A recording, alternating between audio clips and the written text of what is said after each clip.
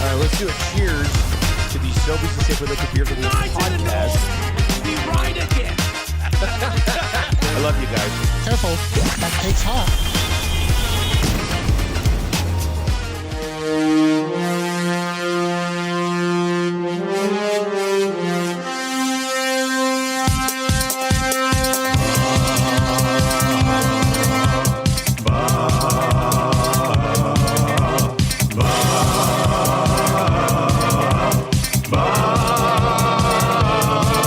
It's the 6 o'clock check-in. Come on, let's go. It's the AM Nasty Big Hello. It's not static. AM radio. It's the Nielson Show. Let's go.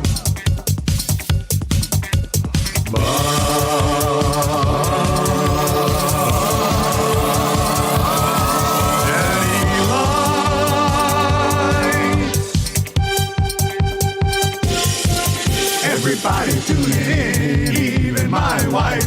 Mommy likes too. And those Macromala intros are cutting like a knife. Hey, it's Mitch texting in, he's your dealer for life. Let's crack at 6 o'clock and log in with some sirloin bites. Nom, nom, nom, nom, nom, nom, nom, nom, nom, nom, nom, nom, nom, nom, nom. Ba, ba.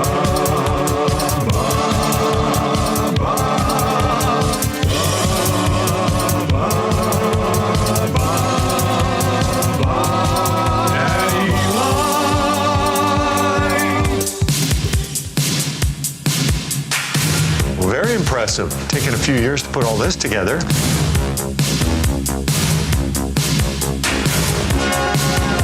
It's not a one-year quest because it's so hard to get your hands on.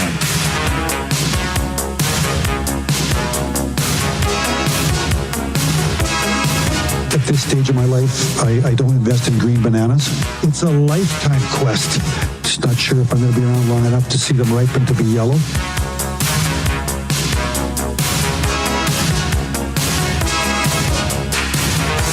You can't party enough when you win that thing. It's a party machine. Party machine. Girl, I can't understand it. Why you wanna hurt me? That's why it's the Stanley Cup. After all of the things I've done for you. It's hard. It's hard. I buy you champagne and roses, put diamonds on your finger. Still you hang out all night. What am I to do? My girl wants to party all the time, party all the time, party all the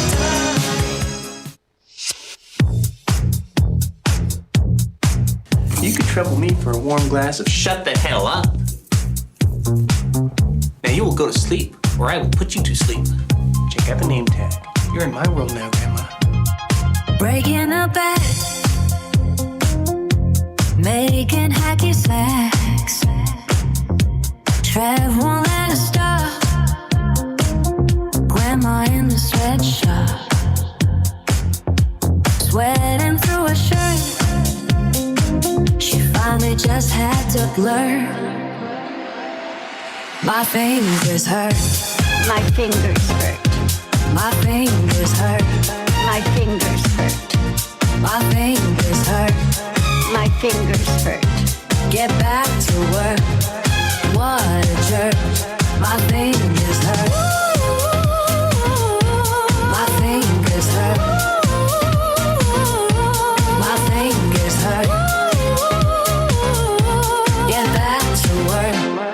What a jerk. My fingers hurt.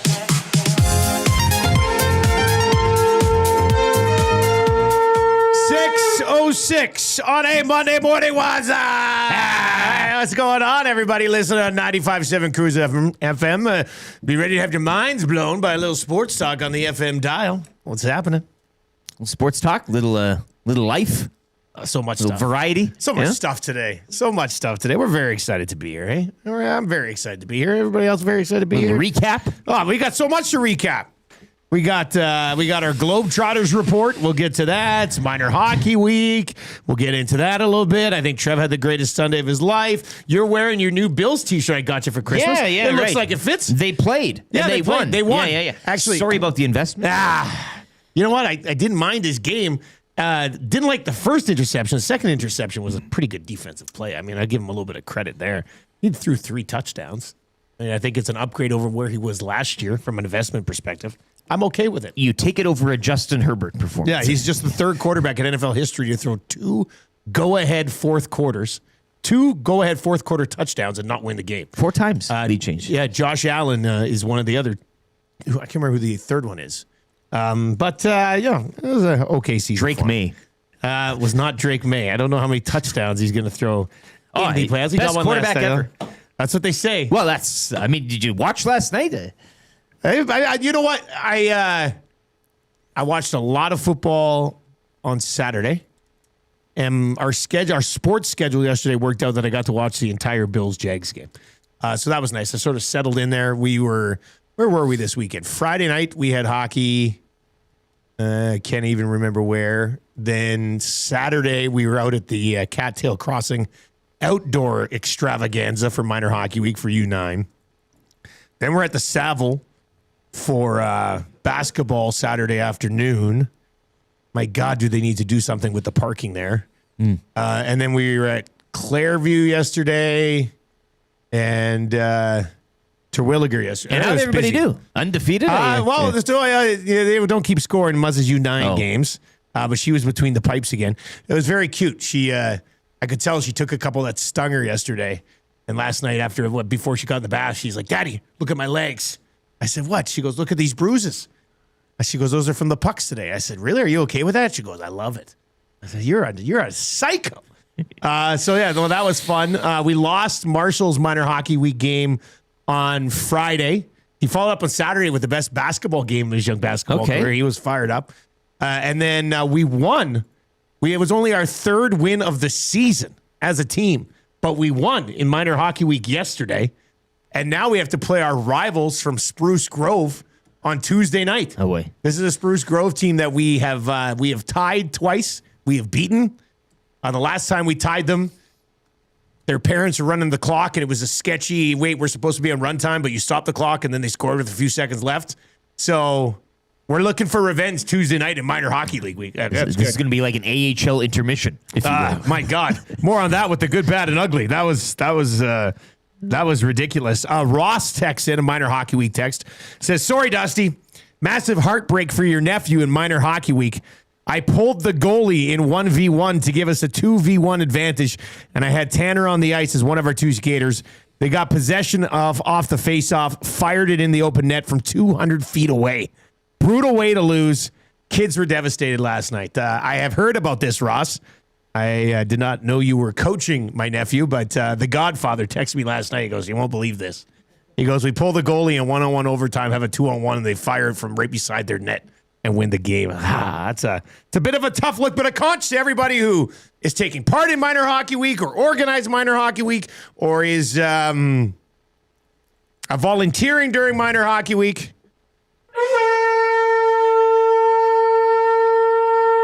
A lot of young officials out there. A learning moment yesterday for an official in our game. So I don't know if this is, somebody could tell me if this is correct. I don't know if this is how it's supposed to work, but there was a play late in our game where we brought the puck in and it was close to being offside. I was like, "Oh, are they going to call it?" They didn't call it. We went in and scored. Everybody's celebrating. We're going up 5-2. We're like, we're going to actually win a game. And then they go to drop the puck. Just outside the blue line. And I said, I looked at the coach next to me, on the other team, because I was working that gate. I said, "Hey, what's going on?" He goes, "It was no goal." I said, "What do you mean it was no goal?" He goes, "They said after the goal was scored that it should have been called offside, so they're just going to say the goal doesn't count." I said, "Yeah, but that's not how it works." And they didn't even come over to talk to us. So I chatted with this young official. I came over. I said, "Hey, just curious, what's going on here?" And they were like, we realized after they scored that it was offside, so we're just going to call it offside and drop the puck outside the blue line. I said, I don't know if you can do that. and you could have blown down the offside. So it was a little frustrating yesterday, but yeah, you got to stay focused, right? As a coaching staff, you're trying to lock down a big win. So we managed to get it done. All right, 780-218-9999. Got to get to this text too from Coach Clark. Annual Globetrotters game report. The Generals had a legitimate chance to win the game yesterday. Honestly thought we were going to be part of history at Rogers Place and see the biggest upset in sports.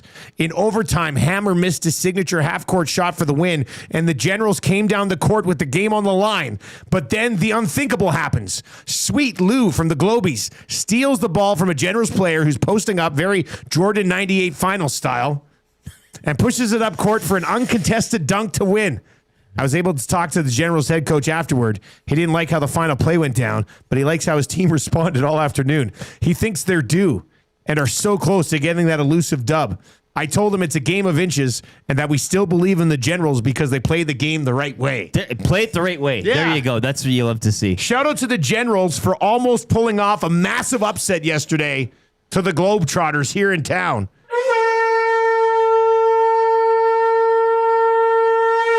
That's funny. That's going to pop when they get it over the line. Oh, when they finally get that done. You want to be there. When they finally get that done, that would be incredible. Corey texts in, hey, boys, I built 17 IKEA shelving units on Saturday for a new clinic that my wife is going to manage. Says, my fingers hurt. Yeah. That's an all-time shift.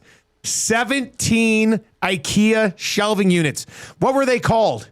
What are they usually called? The main Strumplix. Yeah, no, man, I've been looking for one for my office still for a little while. I can't remember the name. Snorlax or something? It's frustrating me. All right, the Nielson Calyx. Calyx, that's it. Calyx. Calyx. Yeah, Calyx. Good work. Something Good with work, LT. The Nielson Show is brought to you by Weiss Johnson. Trev, throw this up. Brought to you by Weiss Johnson. Get a new Train furnace now and get 15% off additional mechanical systems, and you get done at the same time. So you get a furnace, you get the air conditioner 15% off, or a heat pump 15% off, or a hot water tank 15% off, or a garage heater 15% off, plus no interest for 24 months. That's a pretty super deal right there. Get that warm garage going, cool your home next summer, or just take warmer showers in general. Visit Weiss-Johnson.com to book an estimate today. Weiss Johnson, whoa. You can hit us up in the Paris Jewelers inbox. Valentine's Day is just around the corner. Remember, do not pay for 1 year with some of their flexible payment options. You can shop for Valentine's Day in stores, West Edmonton Mall, Kingsway, Londonderry, Sherwood Park Mall, and St. Albert Center. And, of course, online, parisjewelers.com. They are Canadian. They're family-owned. And one of your text messages will win the Royal Pizza text of the day. Royal Pizza, still making it great. Yes, making it great with the best and freshest ingredients you'll find anywhere on the planet and top-notch service for over 55 years. Order online today, www.royalpizza.ca, or visit one of their 14 locations in the Edmonton area. Brandon from Windsor texts in and says, 17 units all with an Allen key? He must have had an Allen key drill. I think you can get the old Allen key drill, hey? There's no way you'll find me building 17 Calaxas with just that one little stupid Allen key. Strong wrists. You're going to hate yourself today, man. Holy smokes. All right. The Edmonton Oilers, tough one. They cannot find 3-game winning streak to save their life. Vincenzo texts in today and said, here's a good one. Royal Pizza, Drew Downey's a snake. Mm-hmm. That's a funny one. I think that's good. How was the rest of your week, man? The Bills got the dub, but how was everything else? The Bills won. I am very excited, though, to hear about YouTube Trev's big weekend here. That's a big one, eh? By the way, Corey confirms that he did it all with just the Allen key. Good man. Manny. That is hilarious, isn't it? All right, 780-218-9999, 780-218-9999. Trev, how was your weekend, man? What's going on with the screen on the left? Why is it just white? Weekend was great. Yeah? Yeah, I'm working on getting that video that you asked me to. Oh, okay. Yeah. goals. That'll be at 7:30 today. We'll dive into that. 7:30. Yeah. So, best Sunday of your life? It was unreal, guys. I had so much fun. Tell the people what you did there, eh? Yeah, well, it was on Friday. Glue guy was like, "Yeah, you doing anything Sunday?" He's so pumped. Because his family was out of the house. Yeah, they were at the Globetrotters watching that. They got to see that firsthand. Almost the biggest upset Almost in a sports huge history. upset, yeah. Oh, that would have been Put it in crazy. your sports update, Rick. Yeah, right. Yeah, Globetrotters almost upset. Generals took him to overtime at Rogers Place. Yes. So yeah, Glue Guy was just pumped because he didn't get the house. He hasn't had the house to himself. It never happens. No, right? It never happens. Yeah, so he's like, come on over. We'll watch some football, have some beers, and have some wings as well. And that is exactly what happened. Got over there at about 2:00, and oh man, I love Glue Guy. He is the absolute best. He is so much fun, man. It was the best time ever. We watched some sports. We talked some shop. We had some wings. And then my favorite part, on Friday, he said, bring over your swim trunks. Oh, no. Oh, boy. Oh, no. And then yesterday, morning when I was heading over, I was like, need me to bring anything? And he's like, no, don't bring anything. So I was like, probably not going in the hot tub anymore. You still took your trunks, though. But I still brought my trunks just in good. case. So, and then, his family's coming back. He's like, oh, dang, I totally forgot about the hot tub. You didn't happen to bring your trunks, did you? I was like, of course I did. You know who you're talking to? Of course I did. You're wearing them underneath your pants. Yeah, absolutely. Yeah. So before you know it, next thing I know, I'm in the hot tub with Glue Guy, and we just had the best time ever. It was so much fun. You described it this morning before we went on the air as the most fun you've ever had in a hot tub. That was the most fun I ever had in a hot tub. 10 minutes. It was that 10 minutes, yeah, because the family was coming back, so we only had a little bit of time in the hot tub, and we made it. Well, man, we had so much fun in that 10 minutes.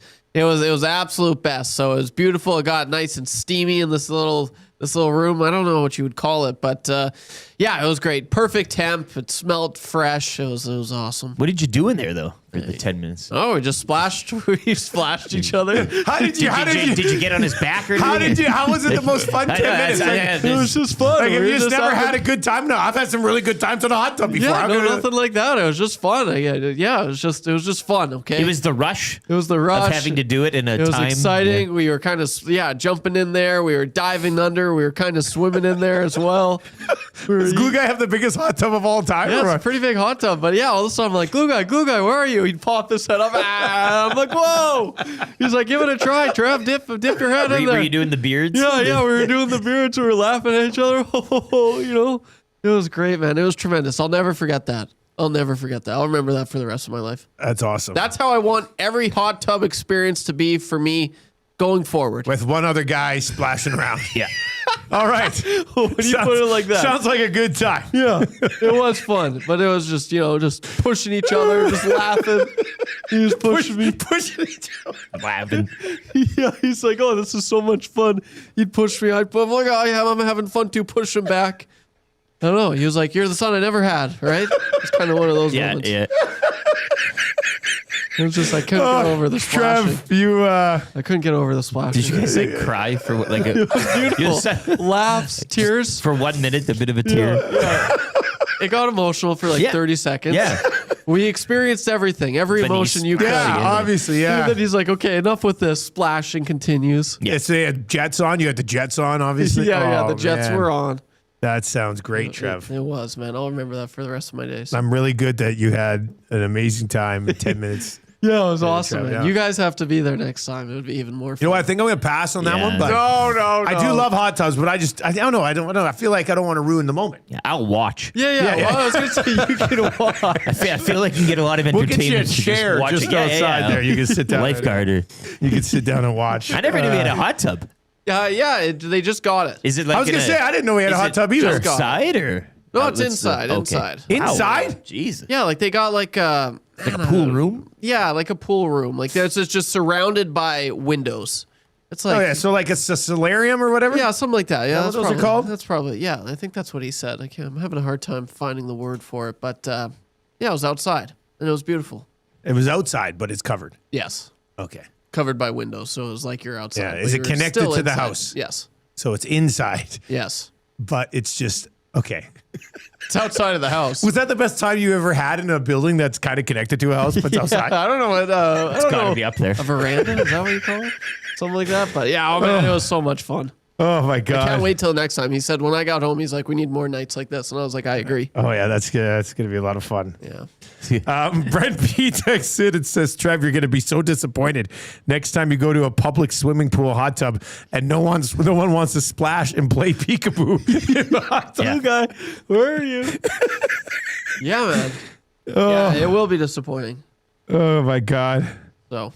All right. Well, it was beautiful. That was the perfect way to start a Monday, man. I'm not gonna lie. That was a lot of fun. Perfect. Yeah. Let's. It was perfect. I knew when I saw some of those photos starting to pop up, I was like, "Oh, Trev's gonna have an amazing story from yesterday." It was just awesome. All right, let's lay out the show for you today. We'll get to your morning announcements coming up here. NFL playoff recap just after 6:30. The good, bad, and ugly from the weekend coming up just before 7 o'clock this morning. Darren Dreger will be our GS Construction Hockey Insider. He'll be our first of 3 guests today on the Firehouse Subs hotline. Play Alberta early bird bet of the day. I got to remember sending something over to the boys here right away for this Weathers Hawks game tonight. That's a good for the Italian Center coming up around 7:30. That's what would have made that hot tub experience even better. You and Glue Guy each with a panino. Hey, just have you ever had a panino Big old wet in a hot panino. tub before, Trev? Mike Taneer, 2 Deep Zone. He's going to pop by as well. Kind of easy trivia. 3 questions too many. Gager, GCL Diesel Orange and Blue Breakfast, and the wrap for William Huff. We're coming at you from the Popeyes Louisiana Kitchen studio this morning. 3-piece bone-in chicken right now for just $8 if you want to start planning for lunch. Later on today, let's get to the 6 o'clock hour. Brought to you by Ewell. Ewell, your partner in power.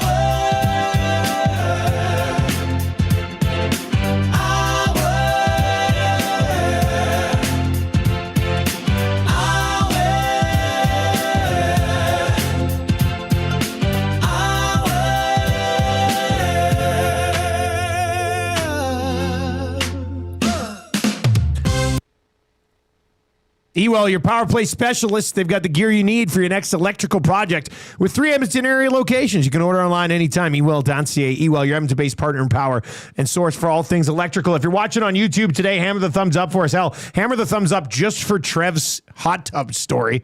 Yeah. If you're listening on TuneIn or iHeart or at EdmontonSportsTalk.com, tell your friends how easy it is to stream the show. And, of course, if you are listening on 95.7 Cruise FM, let your friends know that the Nielson Show is back on the radio dial, this time bigger and better than ever on the FM airwaves. Jason in Leduc texts and it says, can I get a conch for my wife? Okay.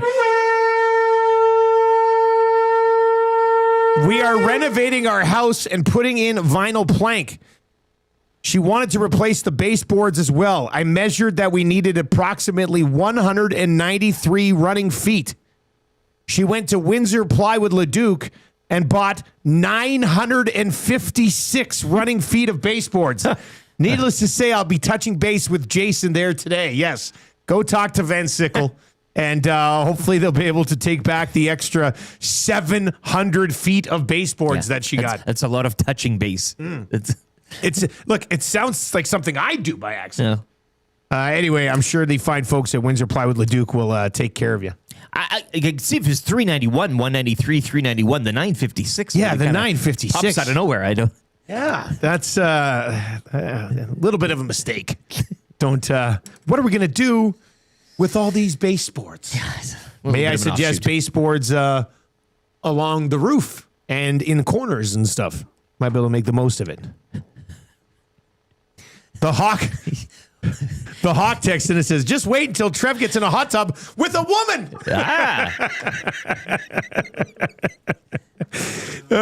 Dex texted and it says, Trev, buddy, you're the best. Never change. You make me belly laugh at least a couple of times a week. Yeah, I think that's good. Yeah. I'm happy someone's laughing at my stories. My fun. Oh, I think a lot of people are. Yeah. So that's good. We're gonna get to all the NFL stuff coming up. Hey, how about the Kapanen bet with Hernan and Gager? Hey, boys.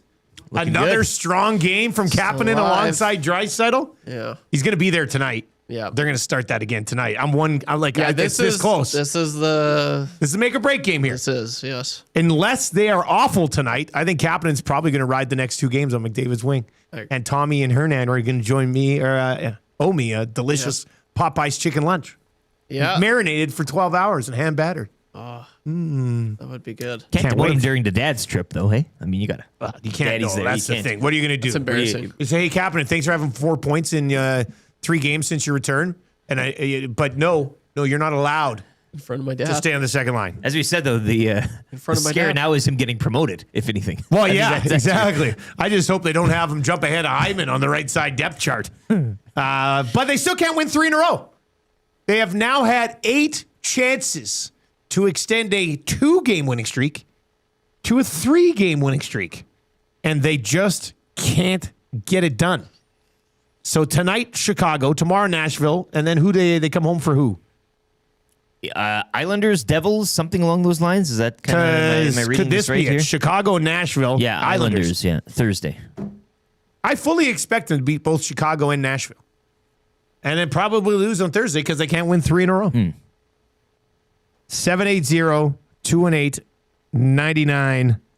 780-218-9999 is where you can get in. Library Pat says, Trev is the next level of the Jeff Walker experience.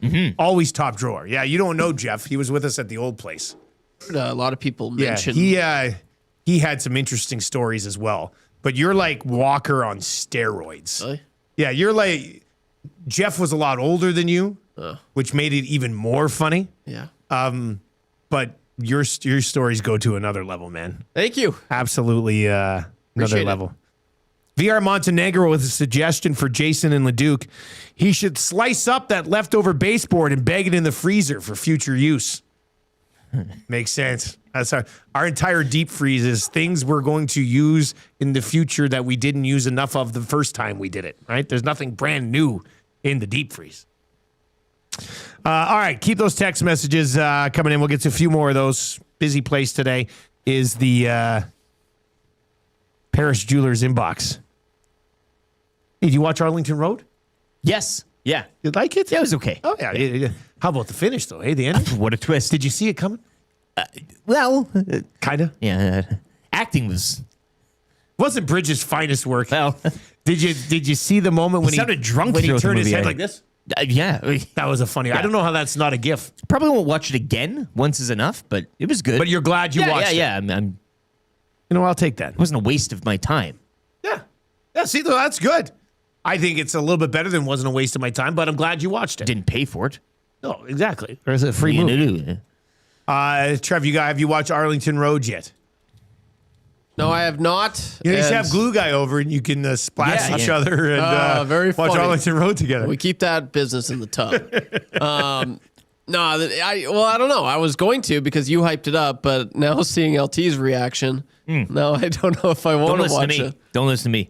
You give it a go. Because that's one thing. Everybody's It's got like different food. tastes. It's like food, and like food and movies are similar in the sense when people talk them up, you're like, oh, you have expectations so high, and then when you watch the movie or you have the food, you're like, they hyped it up. Yeah, that's So how it works. I don't know. You probably hyped it up a little too much.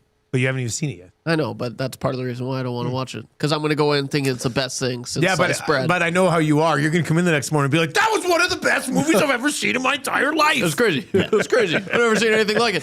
You're probably right. All right, 780-218-9999. Hawk also texted and says, also thanks to Dusty and the Hangout crew for the epic Real Co-Host of Edmonton episode where they were all complaining about chores. Really brought back to my roommate days. Yeah, the Hangout. If you missed the Hangout on Friday, off the rails. That's now, with spicy. that being said, this place has never been cleaner than it is right now. Everybody was doing their chores on Friday. It was outstanding. It was a lot of fun. All right, we've got an NFL playoff recap coming up. And the good, bad, and ugly from the weekend. That is on the way as well.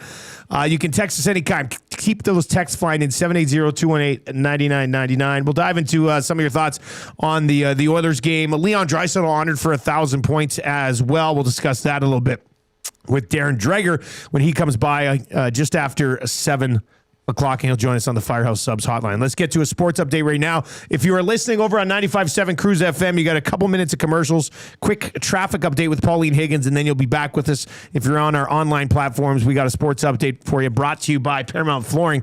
This January, Paramount Flooring wants to give you more with free premium underlay included with any in-stock carpet purchase. Are you ready to treat your feet? Visit us in-store or online at ParamountFlooring.com. Here's the update.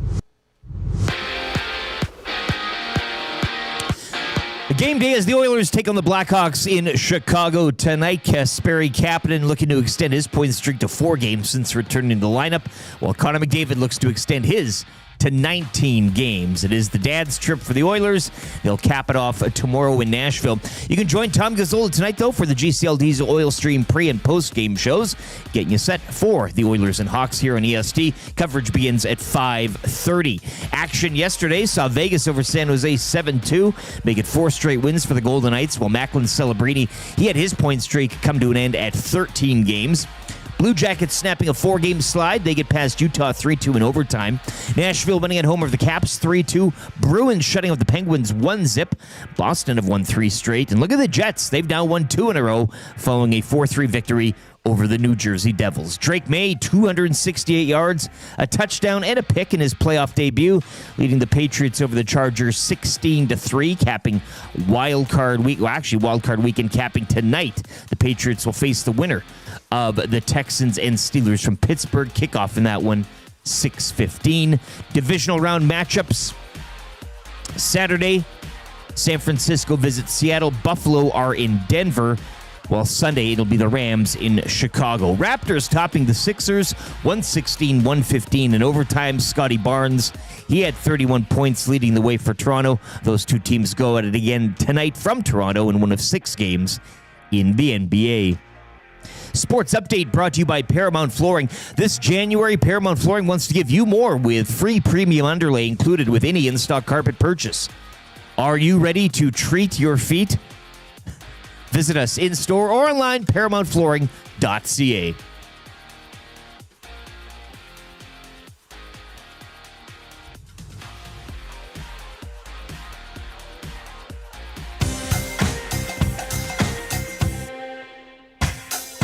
What say you? Hey, nasty crew.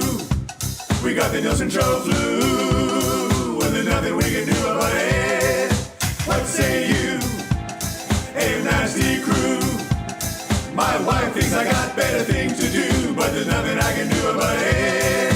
We're tuning in on TuneIn, we're listening online. We catch up with the podcast when we fall behind. We're texting in the nasty chat, what's on our mind. 780-218-9999. No more interference from corporate interest. Just Tutti and Eric and all of the back end. Like Brzezinski and Noodles, Gavdik and Gage. If it's a fun but a cool band to make a little wager. We can't wait for the Monday Mandate. Shaggy's always on time. Tommy's always late. Would you like a cup of tea? Forget about the old place. Hey, we were number 1 in the text race. We don't miss all the commercial breaks, but we sure miss Nickelback today. We want to hear some hot takes and we want to hear Renee. Why not hold the neck up when I want to kiss away? Beat left the tire fire and remember that name. We love every goal song, but what about Amanda Gaines? Macramella, Rapaport, Dreger and Tanier. It ain't Christmas season, but they sound like reindeer. Button and my cousin and the tales of the North. All about him giving present, does he go forth? What say you? AM Nasty Crew. We got the Nielson Show flu. And there's nothing we can do about it. And there's nothing we can do about it. And there's nothing we can do about it. 6:35 on the Nielson Show. Thank you very much for being here today. The Nielson Show today and every day brought to you by Weiss Johnson. You can text us anytime in the Paris Jewelers inbox. We'll get you a few more of your text messages. This was a pretty good one from a Bootski this morning. Could it be the Royal Pizza text of the day? Let's find out. Let's see. Royal Pizza. Jay's hot tub is great. Yeah. He actually notes in there too, Trev singing while he's in the hot tub to this. Royal Pizza. Jay's hot tub is great. That's a good one. Hampton Steve says, remember the old Mike Myers SNL skit about the kid Simon taking baths? That's how I imagine Trev when he's in the hot tub. That's a good one. As well, if you listen on 95.7, feel free to chime in. We are 21 likes away from changing 200, so if you're watching on YouTube today, hammer the thumbs up for us as well. It is a game day for the Edmonton Oilers, but lots to get to from the NFL over the weekend. Let's just go through game by game, starting, and we'll get into it all with Mike Taneer as well. The Rams surviving a scare Full marks to the Carolina Panthers, man. Absolutely. They beat the Rams early in the season by 3. They lose to them by 3 in a playoff game. Matthew Stafford, clutch in the fourth quarter once again, finishes with 304 yards, 3 touchdown passes. Huge day for Coker on the Panthers. 9 catches, 134 yards, and a touchdown. But if you're a Carolina Panthers fan, you got to be pretty happy with what your team was able to accomplish, right? Yeah, this is kicking off wild card weekend with a game like this. You're coming in and you're thinking, a lot of people talking about the Rams as a Super Bowl, maybe darling or favorite, especially in the NFC. But no, this is what you wanted. Chuba Hubbard, a pair of touchdowns as well for all you Edmonton-based or Sherwood Park-based Carolina Panthers fans. So, yeah, a lot to pull out from that. Weren't really expecting too much from Carolina or whoever came out of that division. But a great start to wild card weekend.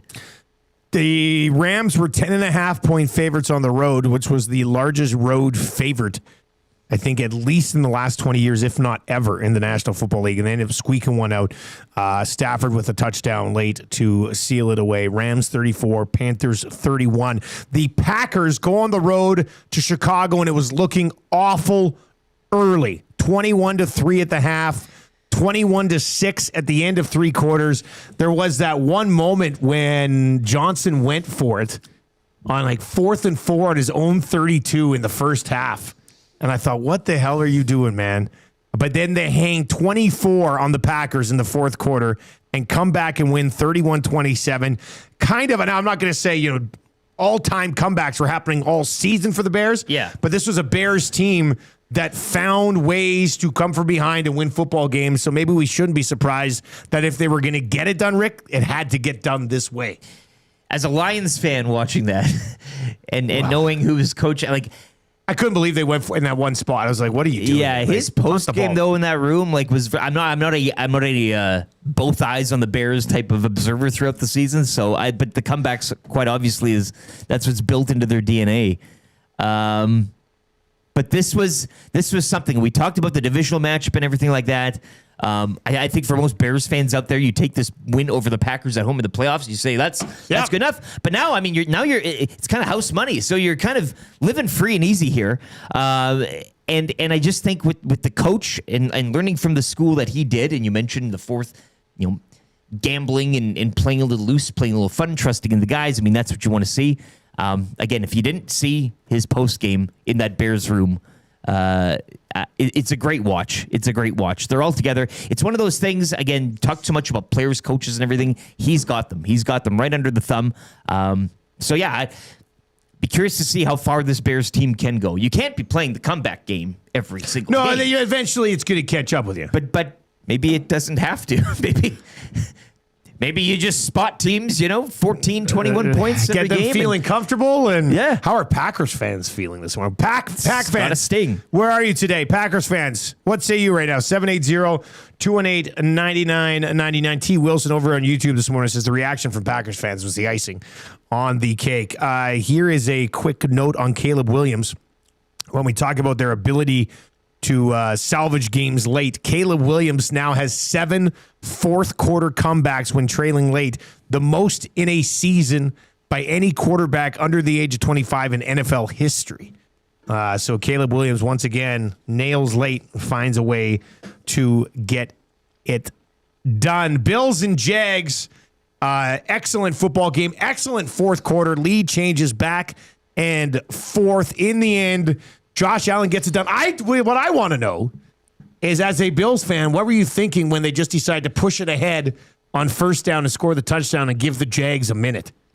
You're sweating a bit. The hair in your arm stands up. Because you could have just 100% won that game by just waiting and then pushing it ahead. You could have ran around and did whatever, and then Jacksonville obviously let him go in there. It was a... I thought he was going to take a knee. Yeah. You could have, should have probably wasted a little more time there.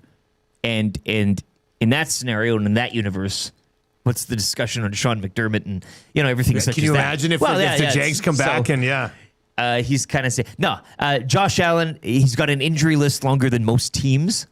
Just him personally. Yeah. He came in, his right foot's a bother. That was before the game. Hit the hand on the helmet. You got the head thing. You got the knee thing.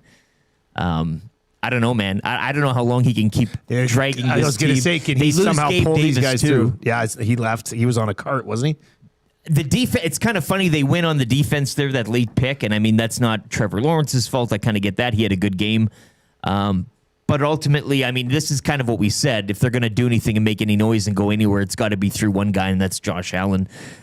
Cook silenced on the day as well. Next week, though, they're going to have that rushing game back. They go to Denver next week. Because I don't know if those DBs in Denver are ball hawks. I have to be a big rushing game, but I don't like... Whatever. Like, much like I'm just, as a Bills fan, I'm happy to be here right now.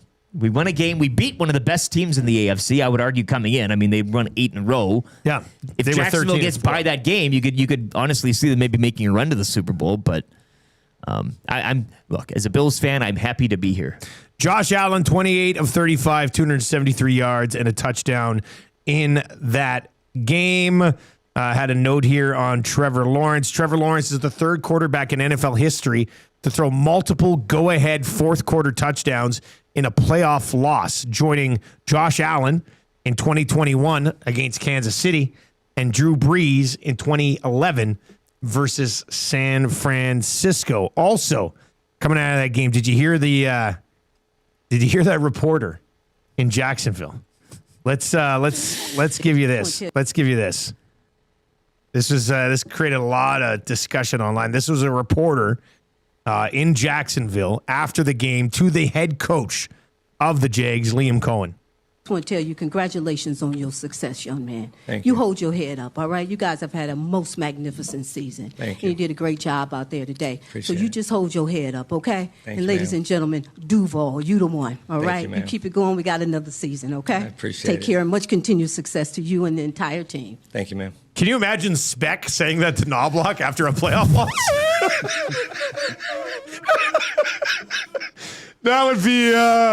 I just don't know if that would. I don't know if that would happen. Can you imagine? Like, so Yeah, it was, you run that a through ton your of mind, people were though, like, yeah, "What yeah. is like? That's kind of unprofessional for a reporter to be pumping it up." She seems like a really nice lady. Yeah. I want to tell you, congratulations on your success, young man. Thank you. Hold your head up.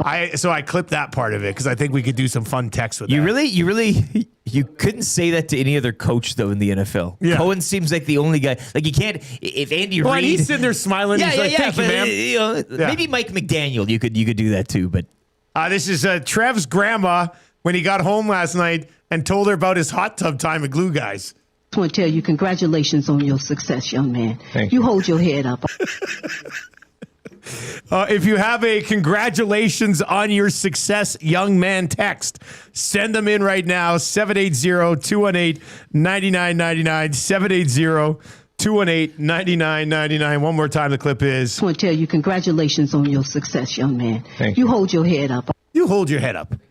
All right? That was kind of funny.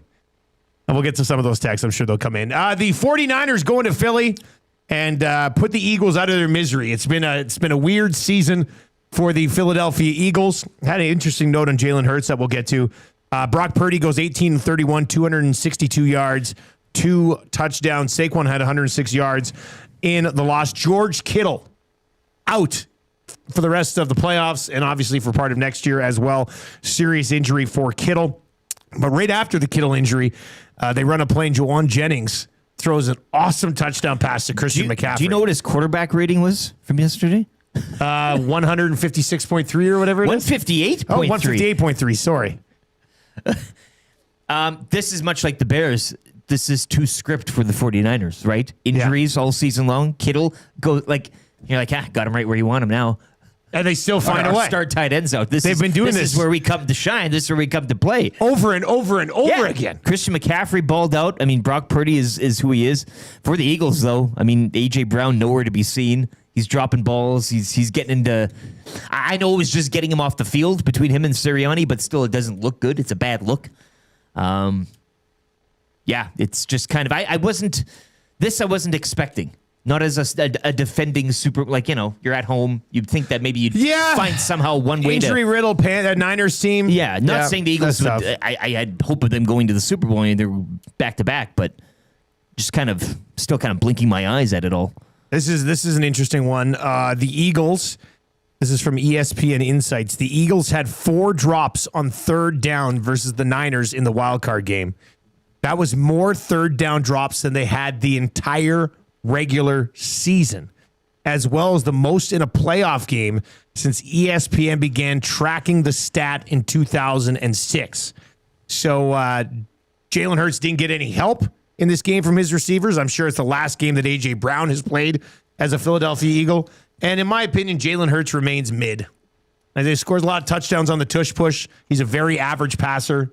And they didn't run him as much this year. I saw Dan Orlovsky. Dan Orlovsky had that tweet. They ran him on designed quarterback runs half as much as they did last year. So they kind of, Sirianni sort of lost the plot along the way. And then also last night, the Patriots beat the Chargers 16-3. I don't know if we need to dive into that one. Well, Chargers had no offensive. Same old thing there too. I don't know how you get. I pour one out for Chargers fans. Did you see that one stat of their offensive line? 3 of the guys were like either the worst or second worst in their position all season. Yeah, both their tackles were out too. Yeah. And I think the highlight of that game, certainly if you ask Chris Collinsworth, was Mike Vrabel getting his lip busted. Like he was just he couldn't believe it. It was one of the. He's like, this is look at him. He's like football coach, and he's got a. What a terrible game for the whole. And I know it wraps up tonight, which I don't know if this has got the hallmarks of a classic or not. But all weekend, you were treated to these great finishes. Awesome games. And back and forth and back and forth. And then the Patriots and the Chargers just give us whatever that was. 780-218-9999 is where you can chime in. We've got a few of the text messages flying in. Somebody said, the guy who built 17 Calaxes over the weekend. This is his wife. I just want to tell you, congratulations on your success, young man. Thank you hold your head up. Can you imagine building 17 IKEA shelves in one day on the weekend? That's a tough one. Trev's grandma, when he came home with $30 from selling hacky sacks. I just want to tell you, congratulations on your success, young man. Thank you hold your head up. Trainer Mark, when your son doesn't pee on the toilet seat anymore, as he's finally master of his domain. I just want to tell you, congratulations on your success, young man. Thank you hold your head up. This is a good one. Trev's grandma, after he shows her his ODR highlights. I just want to tell you, congratulations on your success, young man. Thank you hold your head up. Oh, that's a funny one. If I ever did go kick the soccer ball or like go shoot hoops or something like that, I would record and I would show my grandma. And she'd be like, "This, thank you." Of course she would. That's exactly what she would say, She'd right? be like, "Thank you for showing me." That's a good one. Grandma, look at my snapshot now. It's because I'm so much stronger. Grandma, watch this. Watch this. You're telling me, look at this, Grandma. Come on. This is the Big Uke. This is a good one. The boss at Windsor Plywood to the salesman that sold Jason LeDuc's wife 4 times as much baseboard as necessary. I just want to tell you, congratulations on your success, young man. You hold your head up. Oh, we are off and running on a Monday, aren't we? All right, keep those text messages coming in. 780-218-9999. 780-218-9999. Those are good. All right. Let's get into our good, bad, and ugly from the weekend, shall we? Rick, you start us off. What's your good? Connor McDavid's point streak continuing. Hey, why not? Kasperi Kapanen's point streak continuing. That guy's on a heater. Point milked from set. Yeah, a little point milk. Yeah, a little point milk. Just a little milky. No. Yeah, I mean, obviously it was Leon Draisaitl's night, the 1,000. You know, he gets presented. The dogs are out there on the ice. It was a nice thing. Yeah, you gotta love when people bring their Result dogs to major events. Aside, those are the things I'm pulling out from the weekend. Keeping a little more specific. I want to quickly go back to the National Football League because you're just talking about it. But the throw that Jennings made to CMC, like he got hit as he threw it, laid it out there on the catch, over the shoulder. Great catch, great throw. Did you see this yesterday? So Juwan Jennings was a quarterback coming out of high school. And in his senior year, he ranked above. This is like in the 4-star recruit category. He ranked above Sam Darnold, Joe Burrow, and Lamar Jackson in the national recruiting rankings. So the guy can sling it. Yeah. And made a nice play there. And his post game too was can't miss television. I think I watched a part of it. Came out in quite a drip. Yeah, he was. Yeah. I wish I had drip. I think you do. No, Trev, I don't. You don't have Yes, to. you do. No, you don't. I had no drip I think you look better like in the last year. You've got more hip. because of my shoes, probably. The shoes. I'm wearing Nikes, joggers. and sweet, yeah. sweet Converse now. Yeah. Oh, joggers. I like to wear joggers a little bit. That's hip. Yeah. Okay. Maybe I thanks, Trev. Maybe I do have a little drip. A little bit more than what when I first met you. Thanks. You're welcome. All right. What's your good from the weekend? Any guesses? Oh, the hot tub time. Yeah.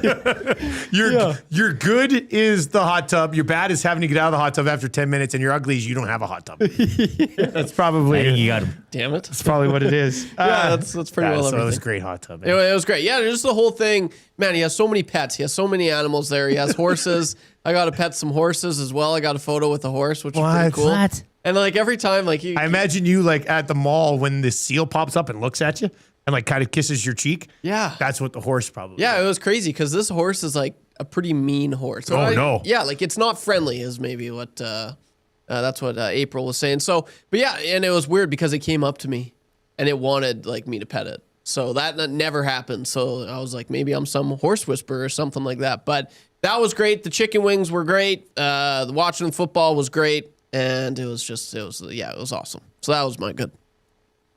All right. What's your bad from the weekend? Sunday nighter. Yeah, that was a dud. I mean, great games before that, though. 4 absolutely tremendous games, but the Sunday nighters sucked. Sunday nighters sucked. And I know we'll have more with Mike Taneer, but, it's just.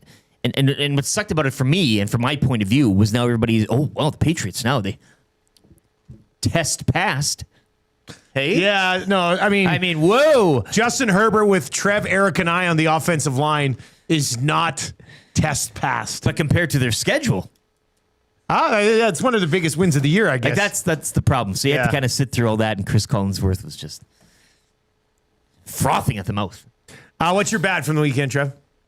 Yeah, well, after we had CJ on Friday, he was going to the Olympic Hockey Arena and he was going to report on it and talk on the ice and talk about the locker room and all that. And I guess I'm just going with that. Like I think he just uploaded a new video an hour ago. There was of the a locker hole room. in the ice. Yeah, there was a hole in the ice in the practice game that they had. Some players came out and said it was actually better. I saw some players saying it wasn't a big deal. It's not going to affect like the pace of play or anything like that. But just looking at the locker room right now, man, like it just looks so bad. It's just such a bad look. Like I don't know.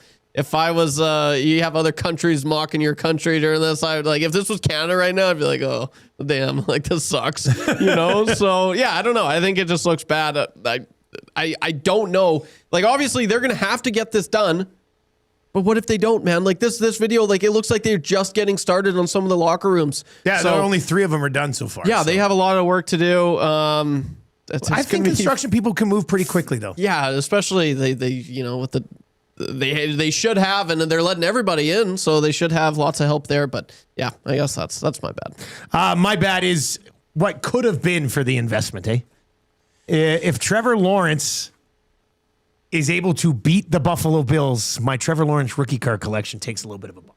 Now, I would think it's still up from where it was at this time last year, which I'm okay with, but there could have been. I mean, it could have been a pretty. Both.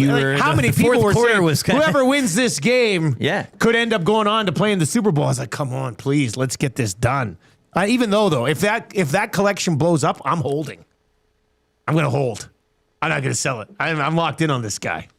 It's been a fun ride. Why get off now? It's a good moment yesterday. That last interception was a pretty good defensive play.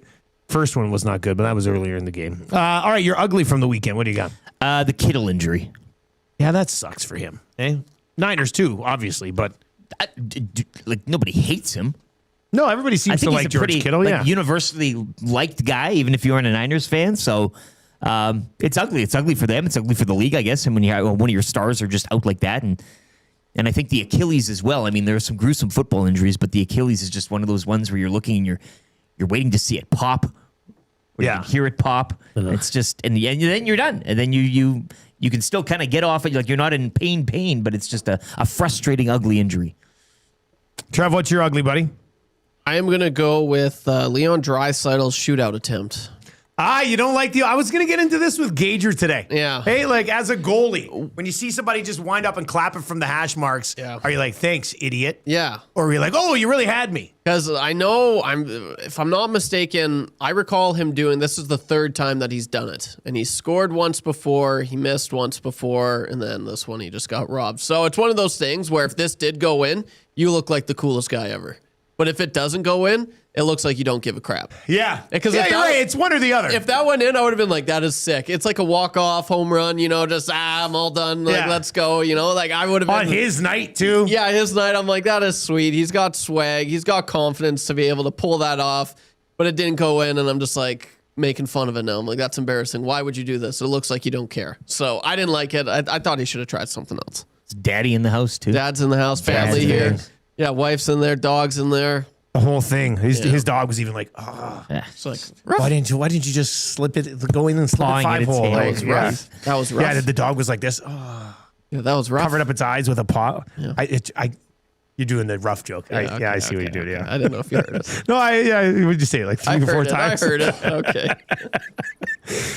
My ugly is that brawl in the AHL between U9 kids. One of us was going to get to it. Yeah, I retweeted this over the weekend. It's not my good. No, it's ugly. Apparently, it was staged though. It was just for fun. That's what they were saying on the panel. But I'm not sure if it. I mean, was, it didn't. When the goalie blew that one kid up, that didn't look very fun. Yeah, I know. That didn't look very fun because they were like. And who are these parents if they said, "Hey, our kids get to be nice. Let's go beat the hell out of each other." Yeah. All I kept looking for the whole time, I'm scanning around there. I'm looking for the one kid doing the splits, pointing at everybody. but that kid didn't exist. No, I don't know. That was a bad look. I thought. I thought so too. Staged or not, or it just. I don't know. That looked dumb. It was weird how they were broadcasting it, and McLean and Kevin Bieksa, they were all just like, "Oh, look at this! This is so fun!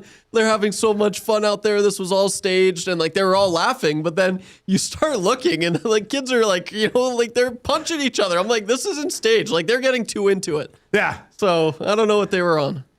It was. And when I first saw it, I thought it was AI. I was like, "Oh, this doesn't look real." And then it seemed to get a little carried away. This text comes in and says, Dusty, I saw you walk in Clairview Arena for your son's game. I couldn't stick around, but I hope he sent me a picture of Marsh reaching out, trying to grab a puck. We did win. We won a minor, only our third win of the year, but we only come up clutch. That's the thing with the White Mud Snipers.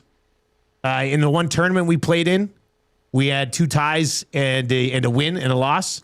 So that was a big weekend for us. And now we're 1-1 in minor hockey week, and we've got another game tomorrow night. So we'll see if we can pull it off. Onward, onward and upward. All right, 780-218-9999. Keep the text messages rolling in. Dreger's going to join us just after 7 o'clock. We'll get his thoughts on Leon hitting 1,000 points. Where he sort of ranks in this era of superstars. Play Alberta early bird bet of the day coming up. That's a good. We're going to go to just a phenomenal assist over the weekend from women's college hockey. We'll get there around 7:30. And Mike Taneer from the 2 Deep Zone also coming up as well. So if you are listening on 95.7 Cruise FM, you can text us just like this guy. He says, your guys' music and banter leaves something to be desired.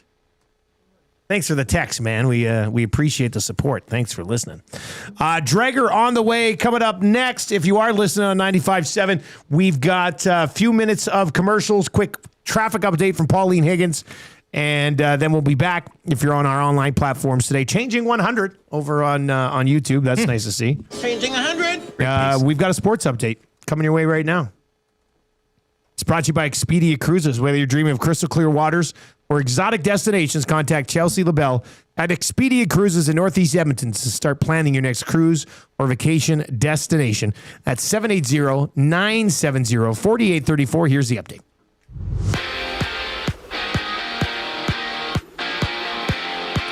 Oilers back on the ice tonight. They're in Chicago to take on the Blackhawks. Connor McDavid looked to extend his point streak to 19 games, while Kasperi Kapanen looks to remain hot as well and extend his point streak to 4 games since returning to the lineup. You can join Tom Gazzola.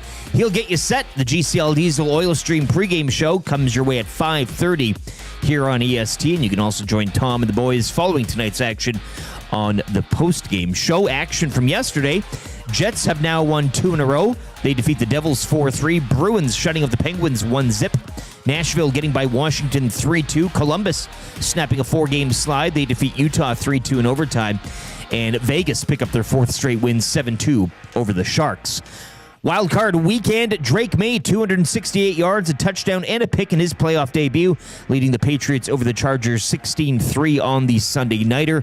They'll await the winner of tonight's game from Pittsburgh between the Steelers and Texans. Kickoff at 6:15. Elsewhere in the divisional round matchups, San Francisco will take on Seattle Saturday. Denver will host Buffalo Saturday. Patriots, as mentioned, will face the winner of Houston and Pittsburgh Sunday, while the Rams visit the Bears Sunday as well. No times for those 4 divisional games. Raptors did top Philly 116-115 in overtime. Scotty Barnes leading the way. He had 31 points as both teams go at it again tonight from Toronto in one of 6 games in the association. Whether you're dreaming of crystal clear waters or exotic destinations, contact Chelsea LaBelle at Expedia Cruises Northeast Edmonton to start planning your next cruise or vacation destination. Call 780-970-4834.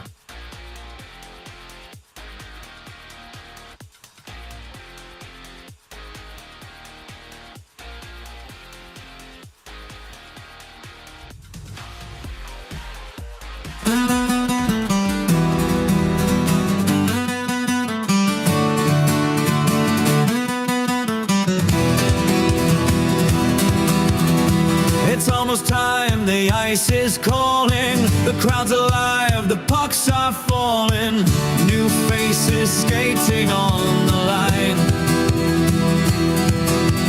Howard Savoy, will they bring fire, fuel our dreams, take us higher? Oh, Oilers, let's go all the way, defense strong, goes today.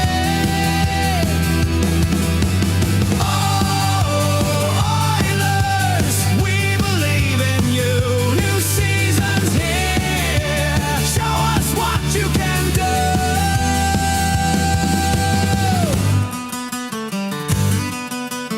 So many names, but can they play our kind of game? Light up the day.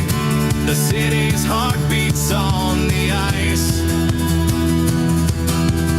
We need a goalie, we need a wall. Dreams are big, but pucks are small. Oh, Oilers, let's go all the way. Defense strong,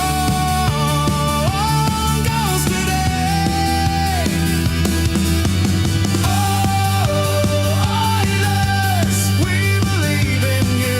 New season's here. Show us what you can do.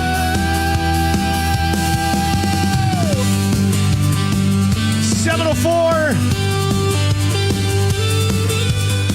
It is the Nielson Show on a Monday morning. Thank you very much for being here. Oilers in action tonight.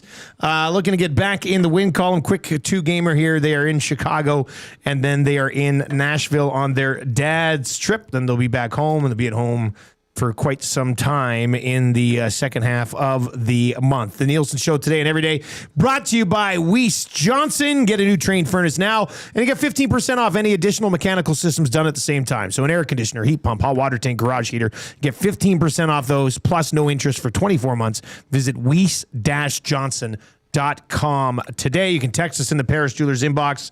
And one of your text messages will end up winning the Royal Pizza text of the day. 7 o'clock hour looks a little bit like this. We'll get your Play Alberta early bird bet of the day coming up. That's a good for the Italian Center around 7:30. And then Mike Taneer from the 2 Deep Zone to recap everything that we saw so far this weekend in the National Football League. 7 o'clock hour brought to you by GameSense. When gambling, set a budget before you play. Stay informed and visit GameSenseAB.ca to learn how. Remember, if you gamble, use your game sense. The Edmonton Oilers have now won 2 in a row 8 times and have not been able to find that third victory. They were trying to get it on Saturday against the Kings.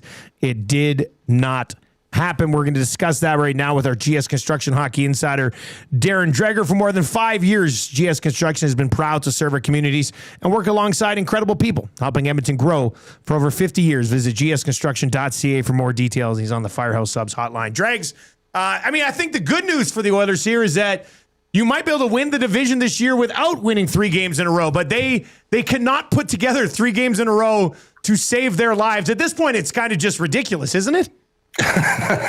Well, yes. From a local perspective, it probably looks that way, but look around the National Hockey League, right? And, there's a few teams that have avoided the losing skids and have had, some more significant winning streaks. I mean, we're looking now at the Tampa Bay Lightning in the East. The Colorado Avalanche had one. There have been a number of teams, but I think the majority falls in the category of, okay, you win 3, you lose 3. And, I think in part that's part of the reason why, the division by division across the National Hockey League is jammed up at the 45 game point for most clubs, as we've seen it in a long, long time. I was watching the Vegas Golden Knights until recently in that division going, geez, what is happening with this team?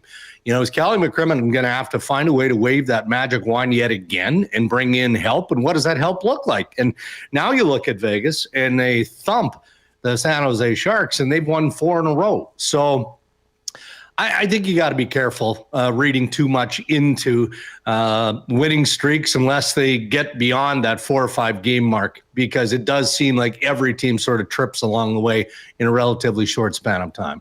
And just on the opposition, of course, the Oilers back-to-back on the road here. The Dad's trip tonight in Chicago, tomorrow in Nashville. We saw the Predators not too long ago here. It always seems to be a good elixir for this Oilers team whenever they face Nashville. But what can you talk to us about the Blackhawks? Bedard's back in the lineup. They get back in the win column as well. Your thoughts on tonight's game? Yeah, I mean, they're not a pushover. They're not the automatic win that they once were. And both not that teams long are only ago. a handful of points outside the wild card, too, to your exactly right. Yeah, exactly right. And then, it's good for hockey when the Chicago Blackhawks are a competitive organization. It just is. I mean, I'm not looking all the way back to the decorated wins of Stanley Cup championships and the Taves and the Kane days and the great teams that they had. That's not what I'm talking about. It's just there's a vibe around Chicago, and that team is playing well. And then you get the automatic buzz that comes in drafting Connor Bedard. The expectation goes through the roof. Here we go. This team is going to be relevant again. They're not that far away from being a playoff contender, blah, blah, blah. Well, it's not that simple in today's NHL. But I do think that Kyle Davidson has made some bold decisions. He's made some significant trades, as we've seen. He's made some interesting offseason ads. And along the way, development and maturity actually matters. Before Connor Bedard went down with injury, this kid was playing with some swagger. And maybe it's just simply getting a little bit older, maturing in the game that is the National Hockey League. But those who were around him in the offseason said that there was just something different. Maybe his give a you-know-what meter went down in terms of wearing the cloak of expectation and reading and listening to the disappointing stuff around his game up until the start of this year, because he is a different player and he carries himself differently. And that's important. So now we can look at Chicago and the way they play, the pieces that they have. Obviously, it starts with Bedard. And envision a team that isn't that far away from being a really good team and, again, challenging for a spot in the Western Conference playoffs. So there's still a lot of work that needs to get done by Davidson and company there, but not automatic, man. The Oilers they're going to need to be ready. They're going to need to be ready because Chicago is a much better all-around team than they were not that long ago. Yeah, I don't want to compare him to the heavy lifting that Celebrini's doing in San Jose, because Celebrini's got like twice as many points as anybody else. But this is an interesting note here for Bedard. Like, he's got 46 points in 33 games. He's a +9, and I know +- you debate the value of it, but I think this stands out. Bedard's +9. The next 6 guys on the team are -10, -11, -12, -7, -16, -12. Good things are happening for Chicago when Bedard's on the ice. Yeah, and look, a part of the reason why, Dusty, Bedard was always on the outside looking in of the Canadian Olympic team was this idea that his underlying defensive numbers just weren't strong enough. Well, okay, like they weren't strong enough to bump somebody out that is more experienced and just has a lot more layers to his game when you're naming the main Olympic roster, right? Yeah. But it's not like when he steps on the ice, bad things happen. That's not it at all.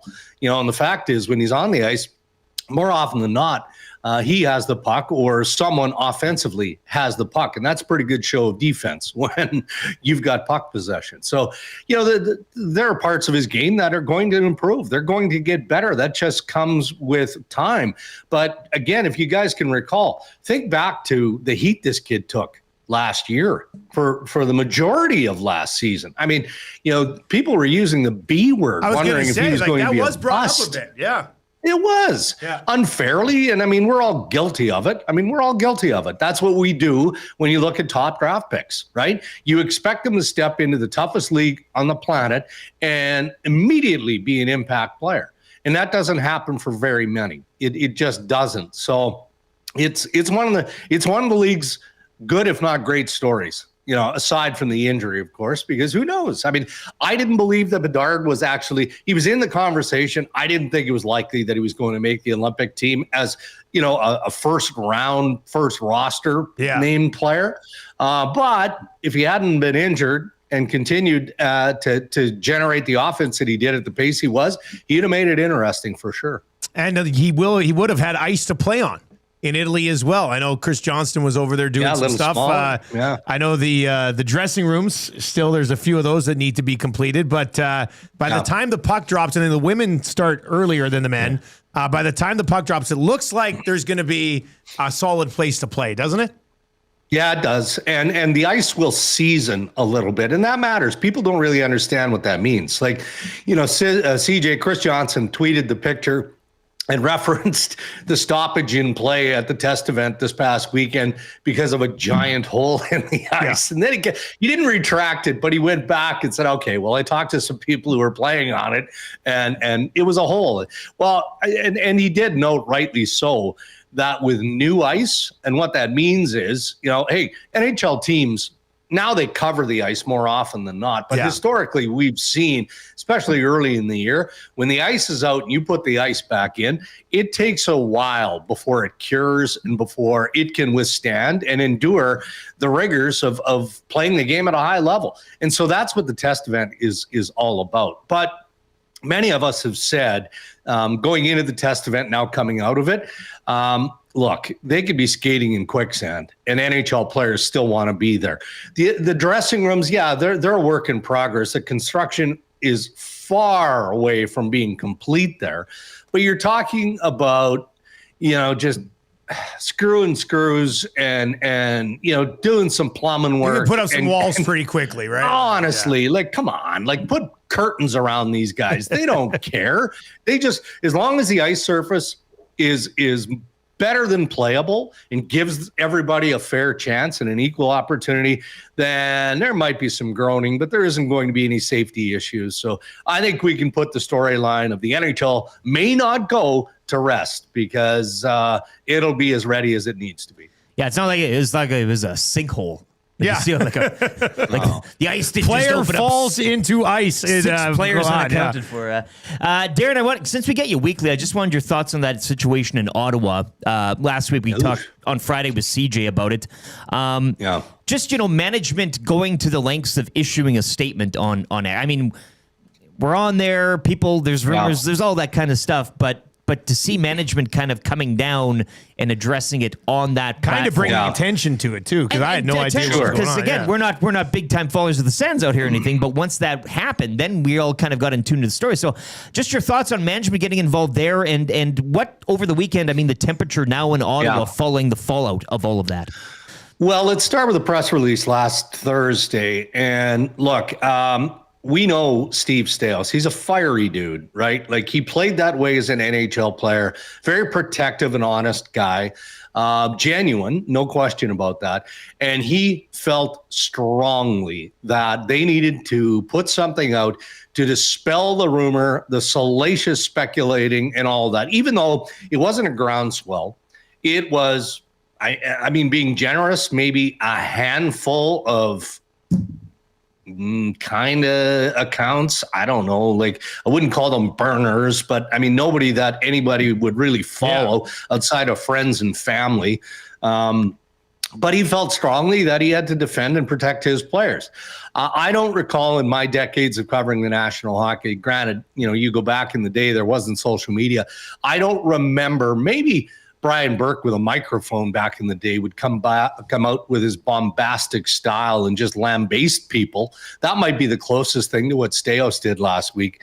But a very strongly worded statement by the vice president and general manager of the Ottawa Senators.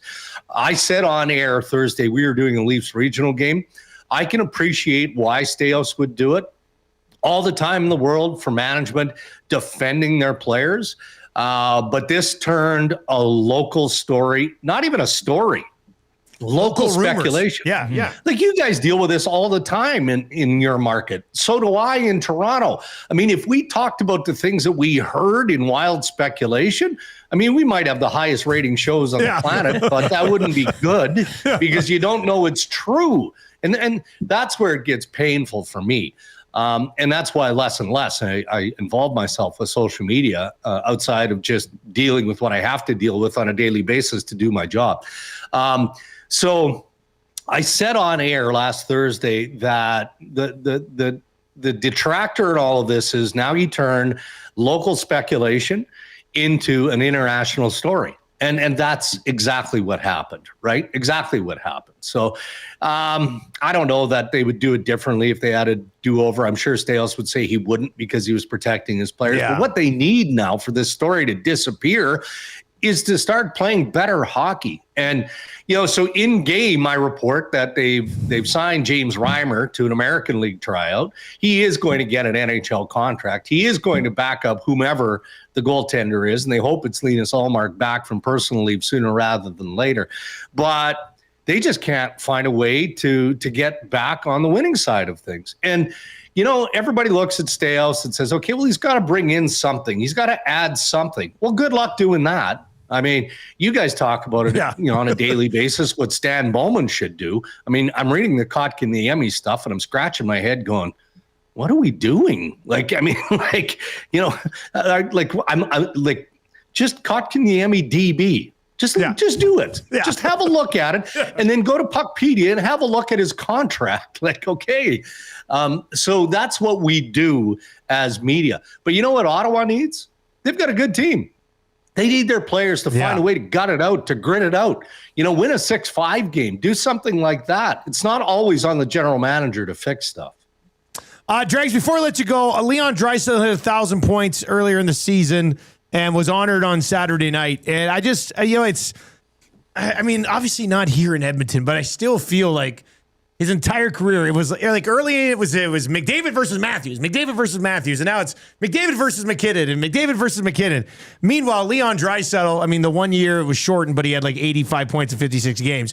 He's working on his 7th consecutive 100-point season, essentially. So, like, he just, I feel like, I feel like he just deserves more love than he gets around the league. Is that unfair? Or, like, No. He's a walking 50-goal, 100-point man. It's crazy. Yeah. And you know what? Maybe it feels like that way again around the Edmonton market, but that's not real, Dusty. It isn't. Like, when we have conversations on or off air here in Toronto, no matter what we're covering, and you're talking about the best of the best, and you're right to include McDavid and McKinnon and go down the list. We don't have to do that here. But Leon isn't far from the top of the pack. He isn't when we have that conversation nationally, I'm saying. And I'm going to tell you, it was Pete Chiarelli who gave Draisaitl the first initial big contract. The first big one, I believe so. And I don't think it was Chiarelli who told me this, but I know Bob Nicholson and I had this conversation. They actually were worried that they might get fired by Daryl Cates after giving Leon that initial contract. Because they were like, oh, we're not sure about this. They like him as a player, obviously investing in the player that they saw or hoped he would turn into, but they weren't convinced to a point because, the organization was somewhat unstable at that point. They literally thought that there was Chiarelli ended up losing his job, but it wasn't because of the dry other reasons. Yeah. Yeah, it was probably Milan Lucic, to be fair, that ended up getting Chiarelli, who, by the way, let me just go on a rant here. Okay. We always talk about these general managers and what could happen here and what could happen there. The fact that man doesn't have another management job, GM job, isn't right. He's a hell of a general manager. You want to know why Broberg and Holloway ended up in St. Louis? You know what? You're not going to say it's because of Chiarelli right now, are you? 85 to 90% because of Pete Chiarelli and the work that he did. Well, the work that he did scouring the league and looking for an opportunity just like that. This guy's a sharp guy. So does he not have a job just because of the stench of the Oilers and some of the like? Is that what it is? I don't know. Yeah, well, what else could it be? I mean, he basically went to a third interview with the New York Islanders, and then they decided that Matthew Darche was a better fit. And I get that. I mean, Darche had been working with Julien Brisebois on a very, a winning organization with the Tampa Bay Lightning. So I'm not kicking sand at Darche. I'm just saying, holy smokes. I mean, managers get hired all the time, but, Pete Chiarelli is a sharp hockey man. I like switching the blame from Ken Holland being friends with Armstrong to Chiarelli. Yeah, this is a great. What's going on here? Yeah. I'm telling you, just dig a little bit. That's a fact. Dregs, good stuff, man. When's the next Ray and Dregs drop? Well, it's got to be tomorrow, I believe. We just, we get the text messages from Ryan Rashog, who normally gets up around about what time's he on with you guys? Is he on today or what? He's on Wednesdays now. He wants to dodge you now, so he's on Wednesdays. He was under the weather at too, 8:30, and he's always either super tired or sick. Yeah, super tired is right because he normally kind of stumbles out of bed. About 8:45 a.m. And then we get a text message to our group saying, "Hey guys, what time are we recording tomorrow?" So that hasn't happened yet, but it's coming. Can you imagine getting up at 8:45 a.m.? I've been getting up at 4:30 for almost 20 years. Lunch? That's insane. All right, Dregs. Well, we'll watch for it tomorrow, man, and we'll catch up next week. All right, guys. Have a good week. There you go. That's Darren Dreger. Outstanding hit. Dregs at the end of the segment. Oh, by the way, blame Chiarelli for Holloway and Broberg. The Chiarelli drop. The mini rant there. The Rashog impression. Clip that. That was good. 780-218-9999. Yeah. I mean, Draisaitl, he's just so damn good. It's a ridiculous. Classic case of sports timelines and which one you ultimately end up in. Yeah. Think about this. Leon has scored 4 50-goal seasons starting in 2018-19. So he had the jump, right? 17-18, 70 points in 70 games, and then boom, he's just been next level since then. 105 points in 82 games, 110 points in 71 games, 84 points in 56 games. Which would have been, that would have been well over 100-point season. 110 points in 80 games, 128 points in 80 games, 106 points in 81 games, 106 points in 71 games. And you look, he's got an Art Ross, he's got a Hardy, he's got a Lindsay, he's got a Rocket Richard. With the numbers that he's put up, he should be in the mix for multiple of all of those. But you're in a time when Connor McDavid and Nathan McKinnon and Kucherov's won a bunch of Art Rosses. Still talking Ovi kind of on the tail end of his. Tail end from a goal scoring perspective. All the conversations happening around him. Yeah. You couldn't have come into a time when there's a bit of a drought in the league, so to speak. But do not take him for granted, man. Can't. The fact that we as a market get to watch Connor McDavid and Leon Draisaitl play every single night is it's insane. Go watch another hockey game and watch a power play. Just go watch it. You're like, this barely seems like a man advantage. When the Oilers on the power play are probably the most must-watch entertainment moment in the National Hockey League today. Right? What other moment are you going to tune in for when somebody goes, Oilers got a power play, boom, click it on. Even non-Oilers fans go, I want to watch this magical power play go to work. The other day, I can't remember, I was watching Habs Flames, I think it was. And Montreal's got the super younger poor man's version of the Oilers power. They were zipping it around. And I was stunned. I was like, I can't believe another power play sort of moves the puck like this. They didn't even score on it, but I was like, so I was impressed by that. And then I thought, yeah, but think about what the Oilers do all the time. Yeah. Every single time. It's just, don't take those two dudes for granted. You sound like Will Fraser here. Is that what I sound like? Is that what phrase? That's what it is. He's always in. He's like, you know what? Just take a step back and just realize what you're in right now. That is true. That is what Will says. He says, I'd rather watch McDavid and Draisaitl for their whole careers and the donning the blue and orange than watch them win a cup. Just because it's just every single night you're just like, because you get it for 15 years of. Yeah, it's pretty cool, man. It's pretty cool. I absolutely love it. But Leon, I mean, he was my favorite player. Still might be. Like I just so awesome, man. That first year when he got 50 goals, I was like, man, it's go time now. I was like, yeah, like I finally can say I've watched an Oiler score 50 goals. And then it was, he got 100 points. And then it was just so fun. And then being in Southern Alberta, just, my Flames friends were just, but it was so cool to be like, Leon Draisaitl is a 50-goal scorer. Yeah. Yeah, so it's awesome. I absolutely love it. I hope you're enjoying Blake Coleman. All right, 780-218-9999. Keep those text messages coming in. Especially those Shirley Dreger ones. Yeah, I mean, I'll say this, man. Dreg's that's a ballsy move to roll into Edmonton years after the fact and go, Shirley should have another job. It was well done. Portions of this hour brought to you by Hammer Injury Law. Serious injuries need a hammer. Rick Mallett of Hammer Injury Law has over 35 years of injury law experience. Don't face your insurance company alone. Contact them today for a free consultation and start your injury claim today. Visit hammerinjurylaw.ca or call 1-855-98-HAMMER. What? 1-855-98-HAMMER. What? 1-855-98-HAMMER. All right, let's get your Play Alberta early bird bet of the day. We hit 3 in a row last week, Tuesday, Wednesday, Thursday. And then Friday, we put together the 3-game NFLer. Which we stretched till tonight. Yeah, we were on the Bears. We were on the Rams. And now we need the Texans tonight to make it 4 in a row. And I've put together this one, people are going to hate me for this. And you're really going to hate me if my little bonus one here changes things. But go to playalberta.ca, click on EST Specials. Here's the early bird bet today. Edmonton Oilers to win tonight. Connor McDavid, 2+ points. Lakers to win. Oh. I know, throwing the Lakers in there. They're playing the Kings. The Kings are dead last. The Queens. They're like a minus 400 favorite. Segment of Queens. It's just they're and there was like some beef with Schroeder and Doncic last time they played. Okay. So Lakers, this is just an easy one to bump up the value of the parlay a little bit.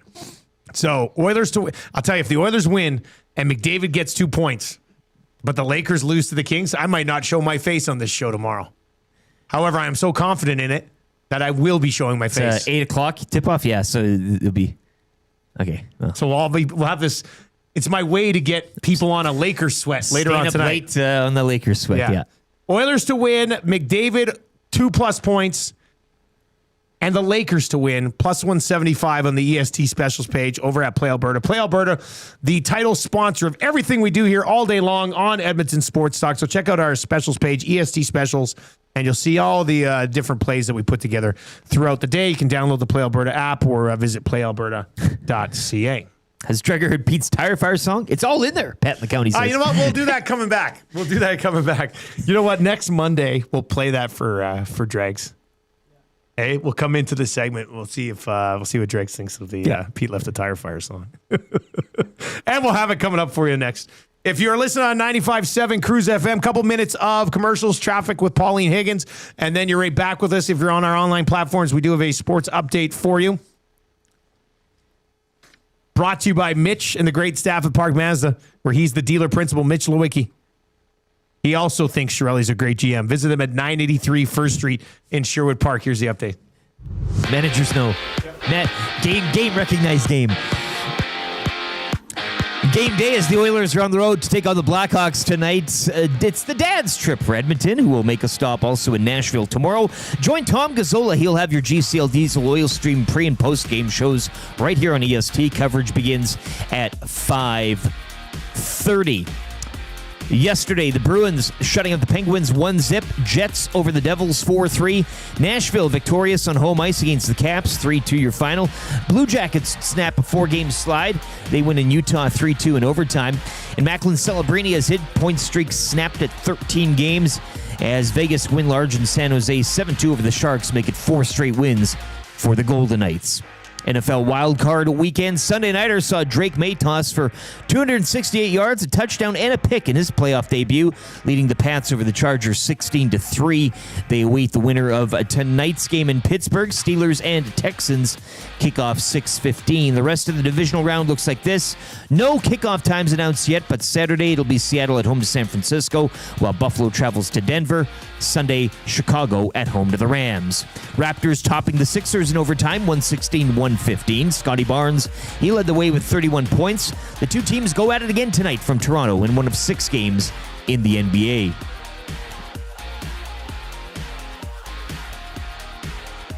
Sports Update brought to you by the great staff at Park Mazda and dealer principal Mitch Lewicki, who had a really good time at the Globetrotters Generals game. Hi there. If you're like me, you like to picture yourself in luxury, even though there's absolutely no way you could afford it. And if you can, well, even better. Thankfully, I picture myself in something that is luxury, but still absolutely affordable, like the all-new Mazda CX-90 from Park Mazda. With the new luxury features like facial recognition settings and quilted detail Napa leather seating, I can pretend to be comfortable with all of my proper settings activated without even touching a button. Thanks to Mitch Lewicki and the great staff at Park Mazda. I like to picture Mitch Lewicki as newborn 8-pound, 6-ounce Mitch Lewicki. You can picture grown-up Mitch, or teenage Mitch, or bearded Mitch, or whoever you want. Park Mazda, your dealer for life in Sherwood Park off Y Road, parkmazda.ca.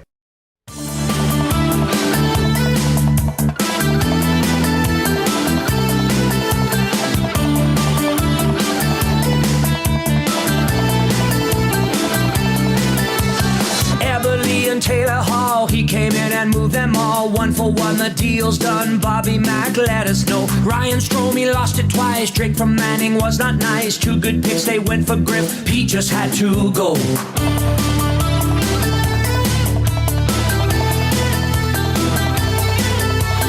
Eric Greiber buyout, what was that all about? Miko signed a 3-year deal, and my friends, that ain't no steal. Traded for Spooner, shoulda canned him sooner. Chris Russell, Lucic, no movement on their deals. He left a tire fire. Bobby Nix is searching for the perfect person.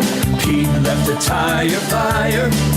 Now it's tough to do well when you're stuck in cap hell.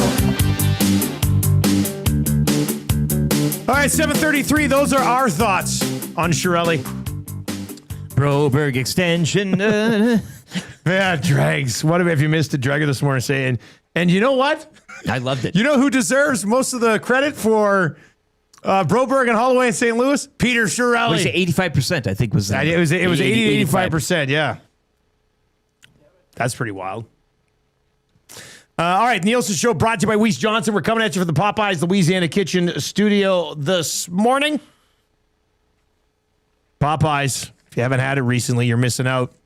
Incredible value. Read it to me. You want it? I'll give it to you right now.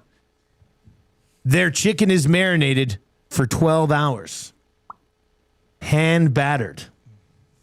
And comes in portions that actually fill you up. That's unreal value right now. Check it out for yourself. PopeyesChicken.ca for more info. Love that chicken from Popeye. Good. Got to incorporate that one back in the folder. I know. You need to hit that more often. All right, Mike Taneer is going to join us. He's coming up shortly. That Shirelli song was brought to you by Totem Outdoor Outfitters, a family store that takes pride in finding the right fit for you. Visit them at 7430 99th Street or online, www.totemoutfitters.ca.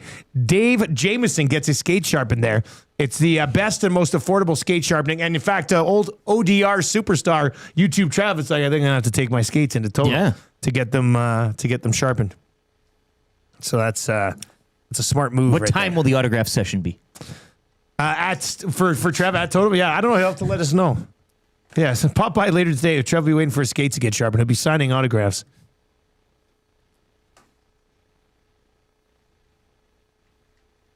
All right, Tanier is going to help us recap the weekend in the National Football League instead of the Monday Nighter. Will the Texans finish off our 3-gamer from Friday? Hopefully, fingers crossed. If you're watching over on YouTube today, hammer the thumbs up for us. Let's get into that's a good for the Italian center. Trev, did you get the video of that sick assist over the weekend? We're gonna play this for you. If you're listening on the radio or tune in or iHeart, I'll try to describe it to you the best I can. But it was an absolutely phenomenal play. Abby Murphy is her name. Trev, you got to watch this. So let me describe it before we play it. She's coming in over the blue line on her off wing. She flips the puck up. The defenseman makes the mistake of thinking it's coming towards her, so she reaches out for it a bit. Then Abby bats it down between her legs, steps around the defenseman, one-hands it over to a teammate who then buries it. It's one of the most impressive assists of all time and will lead to another conversation that I want to have here. But let's get into this. That's a good for the Italian center.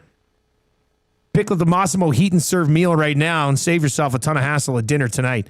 All right, let's play it for everybody watching on YouTube. This is ridiculous. Watch this.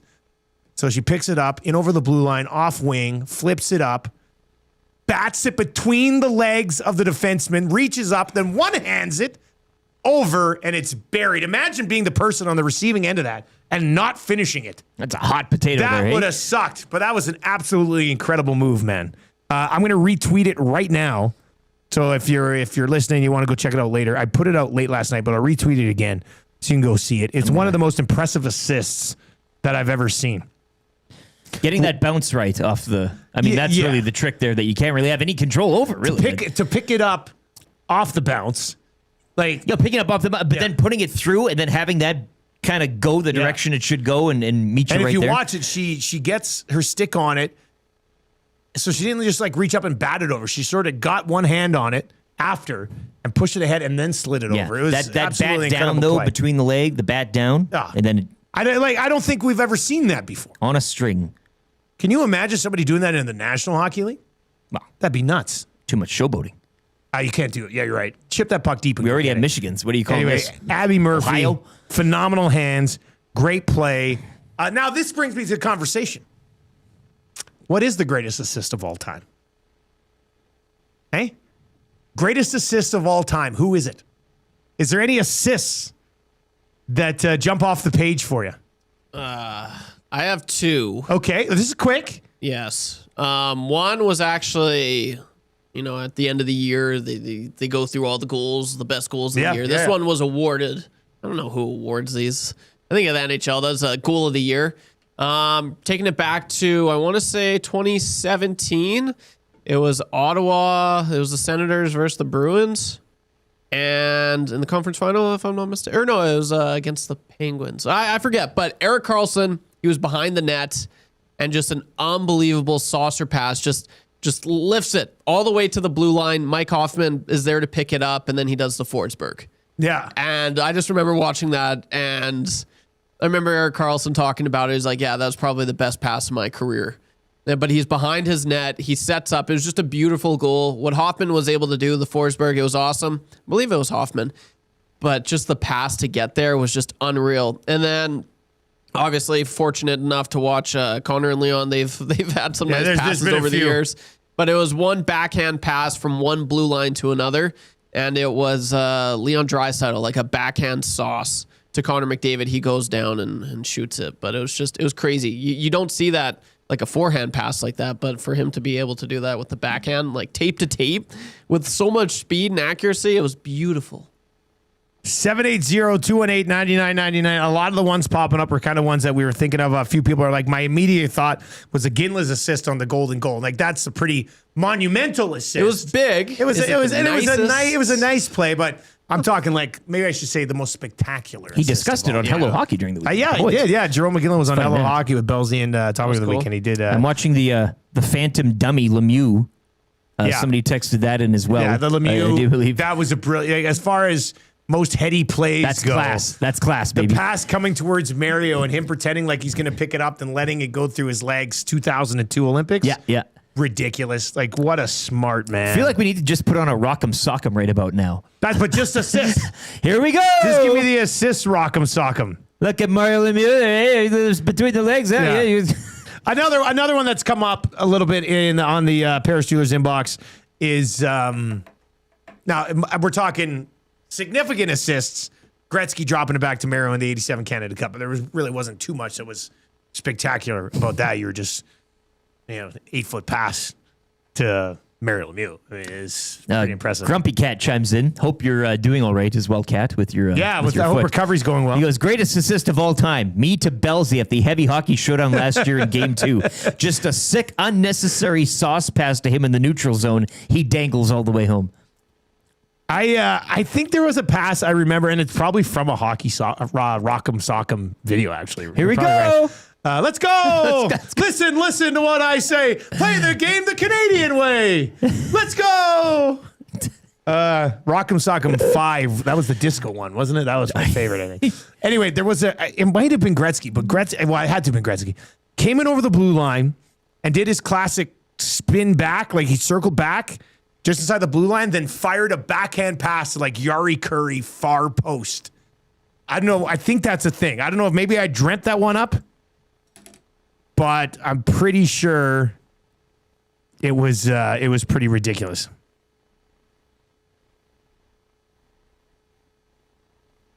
There was also McDavid to Patty Maroon against the Blackhawks in his second or third year, I believe.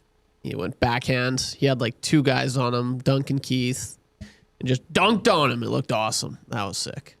Anyway, keep them coming in. My Mark texts in and says Mike Smith to Connor in overtime. Mm-hmm. That was good.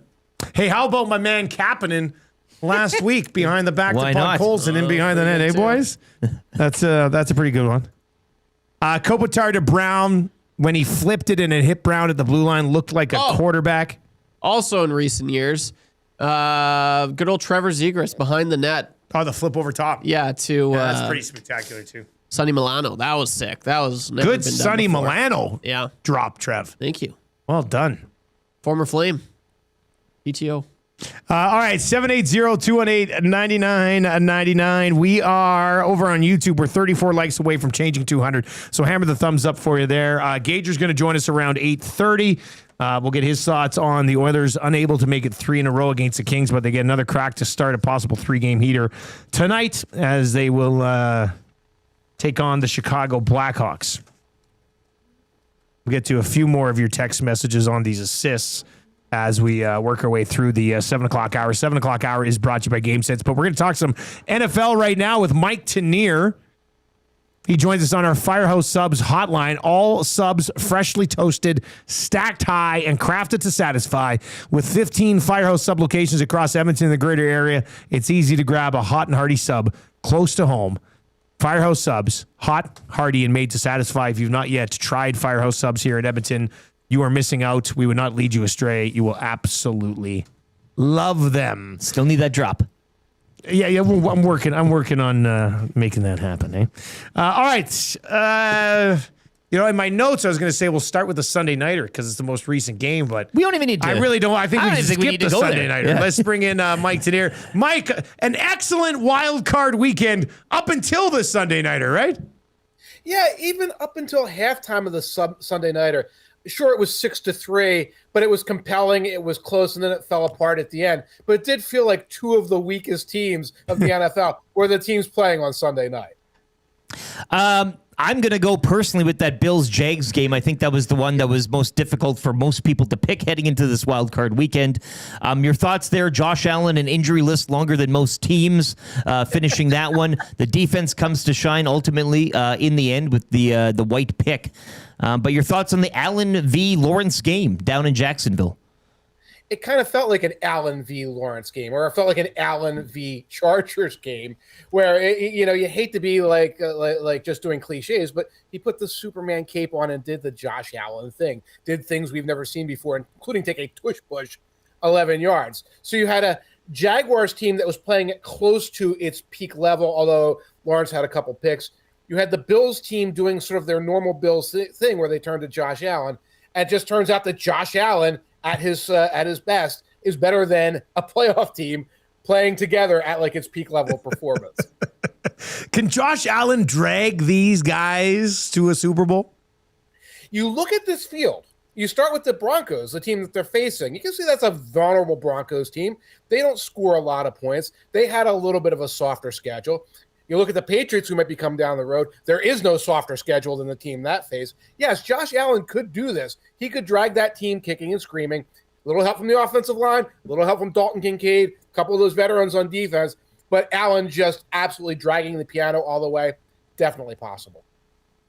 I got to quickly ask about. So I don't know if I brought you in the loop here, Mike, but I've got a massive Trevor Lawrence rookie card collection that when he first came into the league, I was like, he's going to be the guy. So I started buying up a bunch of stuff. And we've called him now. Now our nickname for Trevor Lawrence around here is The Investment. And I'm watching it yesterday, and he scores two touchdowns to go ahead in the fourth quarter. And then I didn't like the first interception of the game. The second one, kind of a good defensive play, but obviously not the way my investment wanted it to go. But I think a step in the right direction for him under Liam Cohen. But what do you think about the Jags and where they go from here? The trick for the Jaguars moving forward would be to not go right back into the irrelevance bin. They kind of did that a couple of years ago when Lawrence had a big season and beat the Chargers in the playoffs. Yeah, huge comeback in that game, yeah. Yeah, big comeback in that game, then back into the irrelevance bin the next year. Way back in 2017 when they had that great defense and Blake Bortles at quarterback. Big season, beat the Steelers in the playoffs, back into the irrelevance bin. That shouldn't be the case this year because Lawrence really looks like he has taken those steps forward. I'm not going to talk about your investment. Yeah. It's a little shaky. You look at guys like Parker Washington, you look at the defense, you look at Liam Cohen. These are all positive assets that should be things that the team can build on. Let's watch and see what happens at defensive coordinator. Anthony Campanile gets a head coaching job right away, and he goes and he starts draining that staff of coaches, and there's a brain drain. That's where you start running into trouble because while this team is very good, they haven't reached that Chiefs, Bills, Ravens, Steelers, whatever level where you can say year in, year out, they can sustain this even if they lose guys. Let's go to your neck of the woods here. You've always got a way with words, and I love it. It's just delicious. MikeTaneer.substack.com, the Two Deep Zone. Kyle Shanahan versus Nick Sirianni. One coach playing chess, the other trying to crawl into the box that the chess set came in like a confused kitty. Great way to summarize that one. I come in here this morning. I mean, Eagles at home to a real banged-up Niners team, and I'm kind of... waking up today being like, did that actually happen? And here we are. Brown invisible. You got a bit of a spat on the sideline. He's dropping balls. It was not a way for the defending champs to kind of exit this playoff picture. No, and that's exactly it. You have A.J. Brown, grousing on the sideline, not talking to media. He drops a couple catchable passes. And you can look at those passes and say, well, it was a little off target. He had to reach for it. That's why you're A.J. Brown. That's why we care if you're reading on the sideline, because you're the reach for it guy who makes those plays. He doesn't do that. Eagles offense looks pretty decent against, like you said, like a temp agency defense early on, like guys that they were pulling off the street, then stops. Eagles offense did the same thing against the Bills. They did the same thing against the Lions. They kept getting away with it. They didn't get away with it this time. So here in Philly, there's a feeling of relief. People are tired of watching that team underachieve, watching that offense disappoint week in and week out.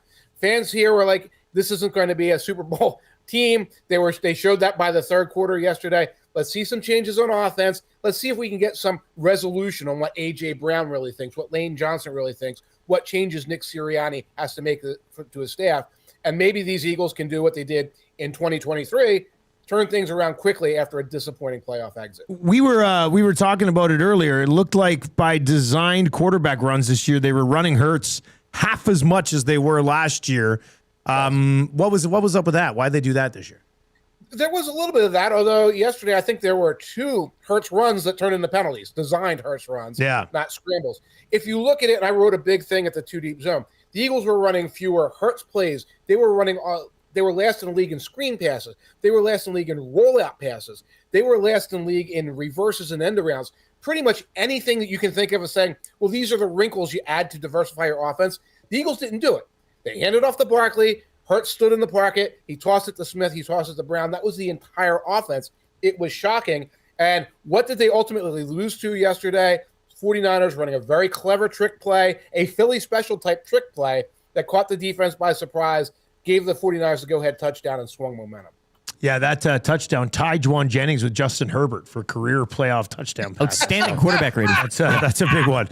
All right, let's go back to Saturday. A couple of doozies on Saturday. The Green Bay Packers up 21-3 at half, up 21-6 after 3 quarters, and then the Bears hang 25 on them in the 4th quarter. I mean, I was trying to decipher over that Saturday night I put on Twitter. I was like, this is a phenomenal comeback, or is it just an all-time Green Bay choke job? Can you lean one way or the other on this one, Mike? It's a little of both. It is really a little of both. And you have to lean towards the choke job when you look at every little thing that goes wrong along the way for the Packers and some of the gobsmacking decisions they make right down to the end of the game, where instead of running out the clock, they rush down the field like they're down by 2 scores, and they don't take any time off the clock, and they give the Bears an opportunity for one last comeback. But you have to give credit to the Bears. And really, when you look more closely at the game, the Bears were self-sabotaging in the first half. They kept going for it in 4th down. Oh, yeah. They're in their own territory, 4th and 4. They're going for it. On their own 32 or whatever it was. I couldn't believe that decision. Right. They're gifting a touchdown in that play. It's 4th and 1. They've got one of the best running games in the world. They're trying to throw the ball. So they're doing all those things. I think in another universe, they don't go for 4th down all the time. It's like 14-10 at half. It's like a more normal game. And we're not talking about a comeback. We're just talking about how, well, the Bears, healthier team, better team overall, better coach team, and that's why they beat the Packers.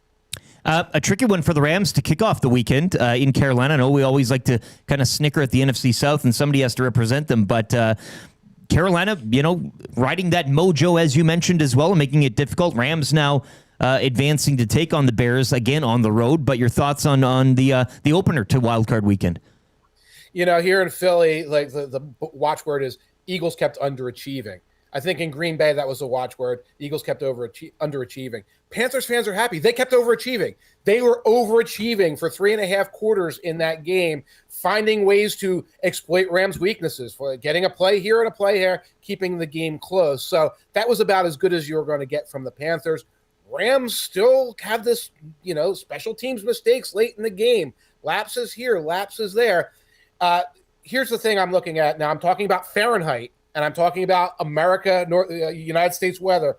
The highs are going to be in the teens next weekend in Chicago, teens Fahrenheit. That is icy cold for Matthew Stafford and a Los Angeles team. I don't know what that's like for you guys. That must be negative a million. I don't even know how Celsius works. But that's going to be a real problem for Matthew Stafford, because even with a little bit of wind, if you notice that on Saturday, that Rams team looked like they were discombobulated. I want to know what it is. Like minus 15? 10. Oh, it's 13, minus 10. 13 Fahrenheit would be like minus 10. Yeah, minus 10 here is like, it's not that cold right now. Well, you get a little bit of wind maybe added to it, Yeah, but wind. You guys dress like that in that weather. Yeah. There's going to be 7 parkas for Stafford. We had a stretch. What was the stretch over the holidays? There was like minus 28 Mike. for like a week. I don't like Stafford's chances in that one for sure. All right, so we had a little parlay we put together on Friday. We had the Rams on it, we had the Bears on it, and we have the Texans on it. So we're hoping to hit that tonight. Part of me thinks that this is the longest night of Aaron Rodgers' career. But then I've also heard people go, but Aaron Rodgers still got a little juice left. And I kind of refuse to believe it against the Texans defense, who I believe is the second best against both the run and the pass this year. Is there any path for Rodgers through that Texans defense? The path is winning by a final score of 12-10. Yeah. The Steelers defense takes care of business and Boswell kicks some 55-yard field goals. That's the path. Rodgers has played well. He does have, I guess, a little juice left. He faced one pass rush like this in the last 6 weeks. It was the Browns pass rush, and he couldn't move the ball at all, and he couldn't wait to get rid of the ball. I think you're going to see a lot of that tonight. Good. Hammer the under. Good. Yeah. I just don't see the Steelers winning this football game tonight. So I like where we're at. Right now. Mike, we appreciate the time, man. We always do. Thank you very much. And where can people find your work again? People can find me on Substack at MikeTaneer.substack.com. All right, and we'll catch up with you next week. You got it. Take care. Enjoy your week. We will enjoy our week, Mike Taneer. Go check it out. Yeah, MikeTaneer.substack.com. And there are, there's a ton of things. I don't know where he finds the time to write this. He's just a wordsmith with a capital W. He's always got things going on. Look at the one article from January 8th. Things the Eagles offense doesn't do. So hopefully you're riding with us on Friday's early bird bet. And we can all hit the Texans tonight together, and that'd make it 4-0. There's a chance tonight that we go 4-0 and 5-0. 5 in a row on the early bird bet. If you missed the early bird bet earlier, it's Oilers money line, McDavid 2 points, Lakers money line against the god-awful Sacramento Kings tonight. So we'll see. Lakers also in action tomorrow, same as the Oilers. I think Rip City Step pointed that out as well. There's a bit of a... Who the Lakers play tomorrow? Hawks at home. Tough to do the back. And then Thursday, Lakers host the Hornets, the same day that the Oilers are back home to host the Islanders. On the same you can do a little schedule. Lakers-Oilers type of week here Glorious for you. viewing nights for Dusty, back to back. Yeah, that'll be a lot of fun. I want to get to this because Mike joined us on our Firehouse Subs hotline. This text comes in. Testimonial, yeah. Yeah, Oil City Dynasty says, I had my first Firehouse Sub this weekend. Amazing. That's what I like to hear. Like we said, we would not lead you astray. Go try a Firehouse Sub. It's going to blow your mind. What'd you have, Oil City Dynasty? Yeah. I'd like to know. I got to know. Yeah. Did you have that meatball pepperoni one? Because it's delicious. They make a meatball sub and then they put the pepperoni on top of the meatball. It's just first time I saw it. I remember going in. It doesn't seem like rocket science, really. Well, until you. Yeah. But I remember going in and I'm looking at the menu, and it was like when Ace Ventura saw Ray Finkel in that photo of the Miami Dolphins after he'd already gone through the other photo. Yeah. And I'm looking up at it, and I was like, "What the hell is that? What the hell is that?" And they said, "Well, it's pepperoni placed on top of a meatball sub." And I froze like a goat and passed out. Here we are. Yeah. It was pretty delicious. So if you haven't tried it yet, let's get into that today. Third hour of the show, just around the corner. We got kind of easy trivia. We got 3 questions too many. Gager's going to join us. We'll set up the Oilers and Hawks and get his thoughts on the loss to the Kings. Let's spend a couple minutes on this. Trev, do you think that goal should have counted? Yes. Now, are we saying this as homers? No, or, I don't know. if it was the other way around, would we be like... I don't know. I've seen players get pushed in. That's what I kind of... That's my logic. That's what I'm seeing. I'm seeing Doughty push McDavid in. And I've seen goals that have been awarded. Like, oh, no, like he was clearly pushed in. So, yeah, like from what I saw, I thought it should have counted. I'm fully admitting here that I think I probably have a Edmonton homer take on this. But McDavid's cutting in with the puck. The goaltender puts his hand into McDavid's trying to cut across the front and avoid contact in the goaltender. Yep. The goalie puts out his right arm, gets it into McDavid's feet, and then Doughty pushes McDavid into the goalie. Like hard. So I'm looking at that going directly into the goalie. Where's Connor McDavid in the wrong here? Yeah. So I don't know. I thought it could have counted. I thought I'm not gonna die on a hill and be like, oh my God, it was the worst thing. But I thought it could have counted, considering it looked was McDavid in the paint? Yes, he was. But I thought it was the goalie that sort of initiated the contact to start. And then obviously, I don't know. What do you think? 780-218-9999. 780-218-9999. If you're watching over on YouTube today, 15 likes away from changing 200. So let's do that. JKB says McDavid made contact with Forsberg's head before the push. I get why it's no goal. Blaine from Scottsdale says, I was watching the LA feed. The commentator said, yeah, that's going to be a goal right before Toronto decided it wasn't. So that happens sometimes too. Also, not an overly great weekend of officiating in the National Football League. What? Yeah, I don't know. Greatest league in the world? Officiating in the NFL. Nah, I don't know. It's all bad. I was going to say it's even worse than the National Hockey League, but National Hockey League officiating is pretty questionable. Nothing beats Tony Romo though on the color. Yeah, Tony Romo. I think he's going senile. It's the biggest fall from grace, I think. Yeah. Remember Tony Romo came onto the scene. He was hot. And everybody was like, Tony Romo is the great. He's predicting plays. He revolutionized color commentary. He's the greatest color analyst of all time. And now Tom Brady shows how to throw a football in the wind. And they're like, Tony Romo's washed, and Tom Brady's the greatest color analyst of all time. But there was one point where Lawrence slid for the. He's like, so he's down where he gets touched, right? Oh. They're like, yes. So, Tony Romo, I don't think he does any prep. I think he's just trying to sort of carry, use his swag. Kind of gets in there, and it's not good. He's no Tom Brady. Now. It's not good right now. I'm not sure Tom Brady sits down with hours of prep either, but he's pretty that's- polished he's right the now. GOAT. So It's- yeah.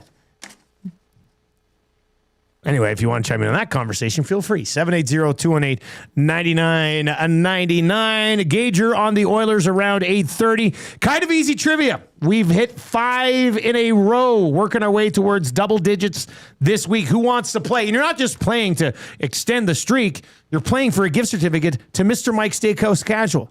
Absolutely delicious. Classic Mike Burger if you haven't tried it. Let's go. Who wants to play today? 780-218-9999 is where you can get in. 4-5 ticks and it says Romo got neutered by the network. People complained he was calling out plays before they happened. I'm guessing that's because they're idiots, but he had to dial it back and is crap now.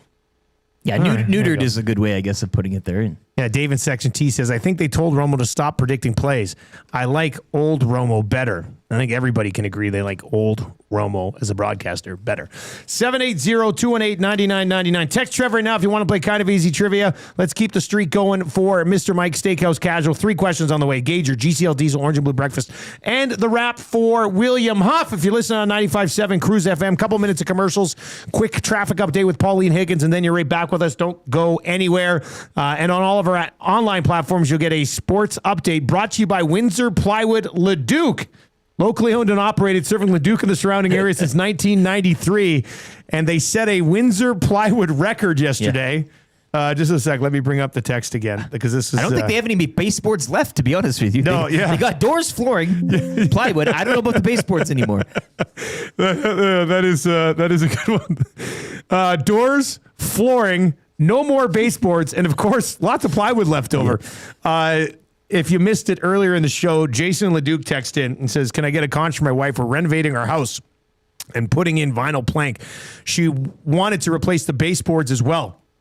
I measured what we needed, approximately 193 running feet. She went to Windsor Plywood Leduc and bought 956 running feet of baseboards.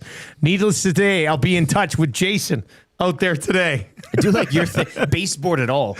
Yeah. The whole room. Just baseboard the whole thing. That's what my dad would have done back in the day. Might as well. Yeah, go see the knowledgeable and hopefully very forgiving staff at Windsor Plywood Leduc if you need to return about 750 feet of baseboard. Here's the update.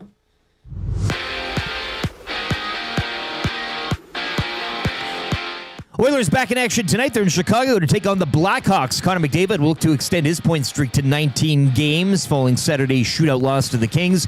Join Tom Gazzola. He'll have your GCL Diesel Oil Stream pre- and post-game shows here on EST. Coverage gets underway at 5:30. Action from yesterday saw the Golden Knights pump the Sharks 7-2, make it 4 straight wins for Vegas. Blue Jackets snapping a 4-game slide. They defeat Utah 3-2 in overtime. Nashville winning at home 3-2 over the Caps. Boston would shut out Pittsburgh 1-0. And the Jets have now won 2 in a row as they get past the Devils 4-3. Drake made 268 yards, a touchdown, and a pick in his playoff debut, leading the Patriots over the Chargers 16-3. They await the winner of tonight's game from Pittsburgh. Steelers and Texans kick off 6:15. Rest of next weekend's divisional round is set. On Saturday, the Niners take on the Seahawks. Buffalo travels to Denver, while the Rams will face the Bears in Chicago. Raptors, they top the Sixers 116-115 in overtime. Scotty Barnes leading the way with 31. Those two teams go at it again tonight from Toronto in one of 6 games in the association. Sports Update brought to you by Windsor Plywood Leduc, locally owned and operated, serving Leduc and the surrounding area since 1993. Doors, flooring, baseboards, and of course, plywood. Go see the knowledgeable staff at Windsor Plywood Leduc.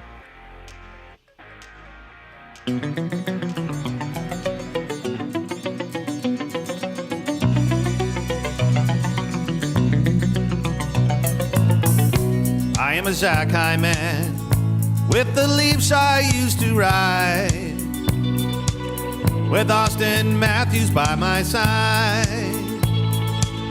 I scored a couple and I had a little fun.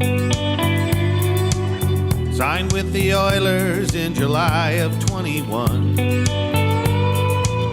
The Leafs let me walk because they thought I had no soul.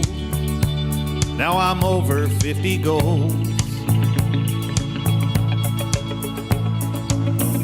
I am the dangler from way across the other side, where Beamers and Audis are supplied. Third overall in the draft 2014. Got a one-timer like the game has never seen.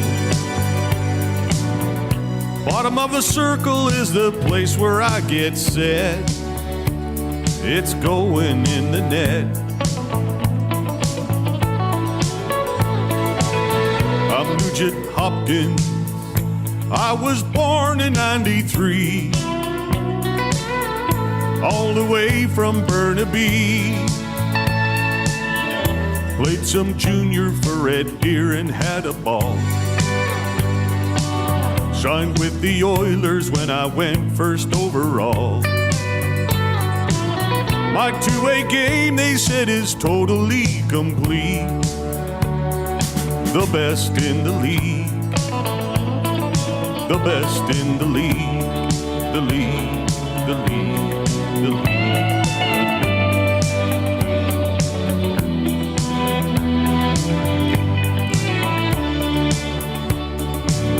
I'm Connor McDavid. I'm sure you've all seen my work. I'm not from this planet Earth. I'm deadly serious when I'm telling you what's up. My soul, it will not rest until we hoist the cup. Do what it takes through all the struggle and the pain, till just the oil remains. And we're gonna win again and again and again and again and again and again and again. 807. Shout out Dallas from Nelson with an absolute classic from the playoff run a couple of years ago. Still MIA. I know somebody texted earlier today about the Dairy Queen Yeah, no, conference. the listener whose wife was at the Dairy Queen conference said that Dallas from Nelson wasn't on the list. I guess I could just email him and be like, hey, where are you, dude? It's not that fun. I like the mystery of trying to randomly track him down a little bit more. The legend grows. Yeah, the legend does grow. It is the Nielson Show. Thank you very much for listening. If you're on 95.7 Cruise FM this morning, we'll get you back to Classic Rock just after 9 o'clock. With that being said, tell your friends that the Nielsen Show is back on the radio and better than ever on the FM dial. It's brought to you by Weiss Johnson. Weiss Johnson, Weiss Johnson, whoa. Weiss Johnson right now. Get a Train furnace and get 15% off any additional mechanical system done at the same time. We're talking air conditioners, hot water tanks, heat pumps, or a garage heater. You'll get 15% off those, plus no interest for 24 months. That's pretty sweet. Weiss-Johnson.com. Book an estimate today.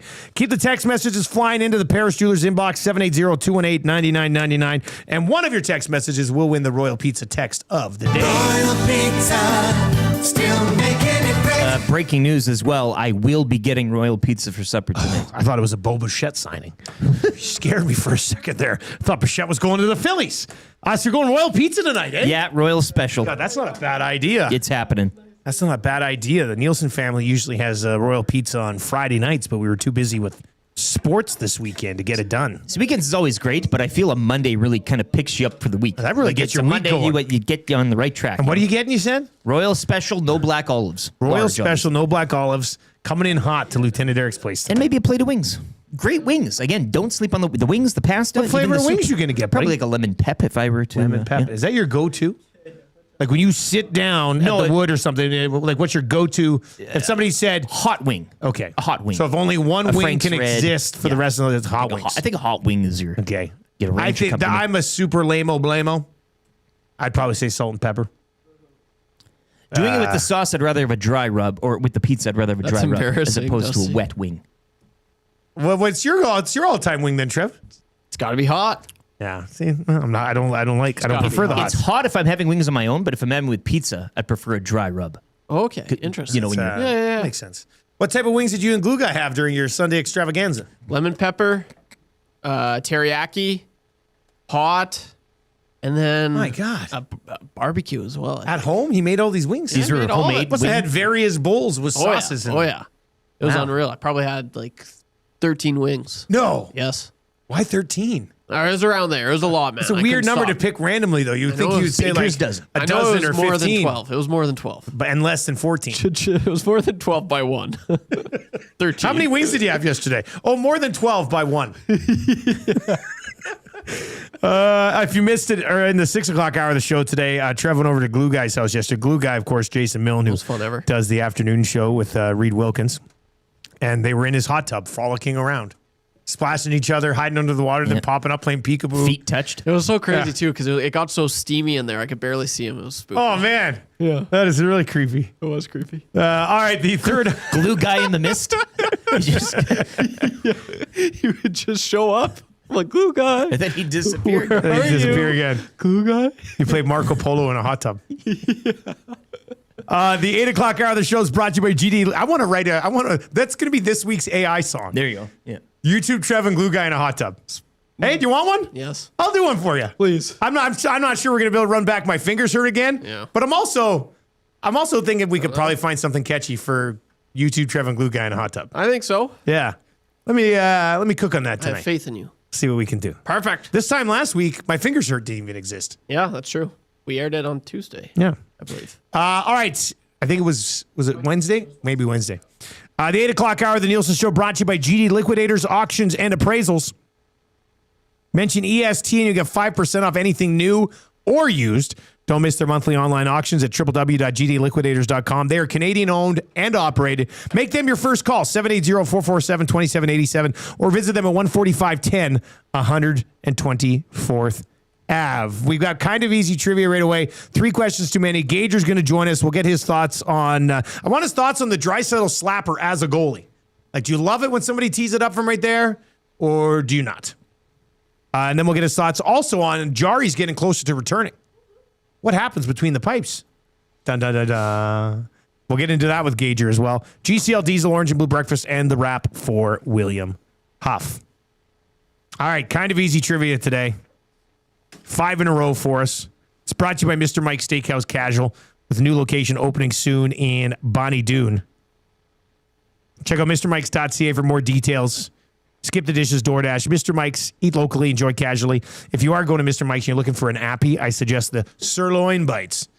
They're absolutely delicious. Sirloin. Yeah, Marshall keeps looking for them at other places. Like, what other places would be like, Daddy, they got those sirloin bites like at Mr. Mike's? I said, no, those are at Mr. Mike's, son. And learn how it works here. All right. Trev, who's playing today, buddy? Yeah. Playing today is Dexter. All right, Dexter. Does he go by Dex? I don't know. We'll have to Because we have a Dex who texts in. You Is do, it yeah. Dex? Good question. Imagine if it's not. That'd be weird. All right, let's go to Dexter this morning. Dexter's going to play. Needs to get 3 out of 5 correct. Dexter, good morning. Good morning. How are you? We're doing good. How are you? I'm good. I'm Wait, good. no, hey! This is a Teef. Trev, what are you doing on a Monday? Man, if I had the power to hang up on you with Teef, I would right now. Dustin, why do you hate me so much, buddy? Hey, I love you, man. You know what? You know what, Teef? I saw you at Mr. Mike's. Yes, and it was great to see you there, sir. What did you end up having that night? The Mr. Mike's burger, like you always say. The Have classic a Mike. Mr. Mike's burger. Classic Man, Mike's. there Yes. you go. Yes, sir. All right, well, let's play trivia. Trev will start the ticker after we read the first question. Here we go. Ready to go, Trev? Here we go. Which Oiler was honored on Saturday night for scoring 1,000 career points? Leon Draisaitl. Who did the Oilers lose to on Saturday night? L.A. Kings. Who do the Oilers play tonight? Chicago Blackhawks. What position does Spencer Knight play? He tries to play goalie. Who is the quarterback of the Los Angeles Chargers? Who gives a crap? There you go. Language. Chief. No! My God. Damn it, Shake, stop it! They are going to remember that AM radio is a viable and modern source for news and entertainment. Totally. People don't listen to AM like they used to. Seems like it's more about FM and color TV. That's stupid. It sure is, Kevin. I'm stoked. You stoked? I'm stoked. Just I'm so stoked. You cannot come to my house. No, not today. Cannot come to my house. No, not today. All right, congratulations, Dex. Yeah, part of the streak now.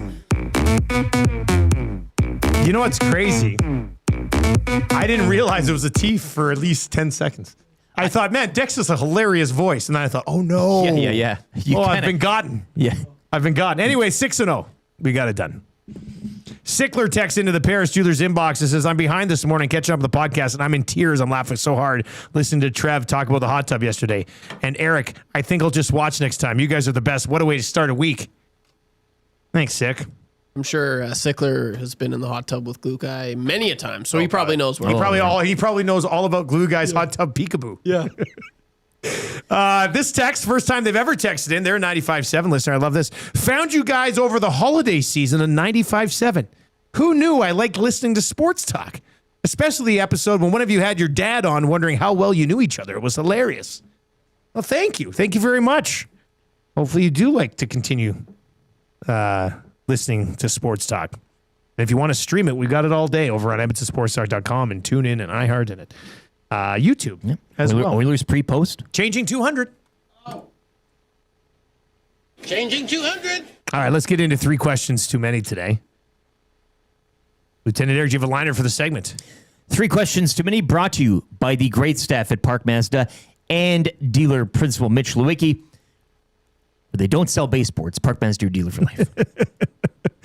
But if they did, Jason LeDuc's wife would have bought about 1,000 feet of it. She loves them. Yeah. Somebody said 900's just a big room, or what? 100's a big room. She bought 900.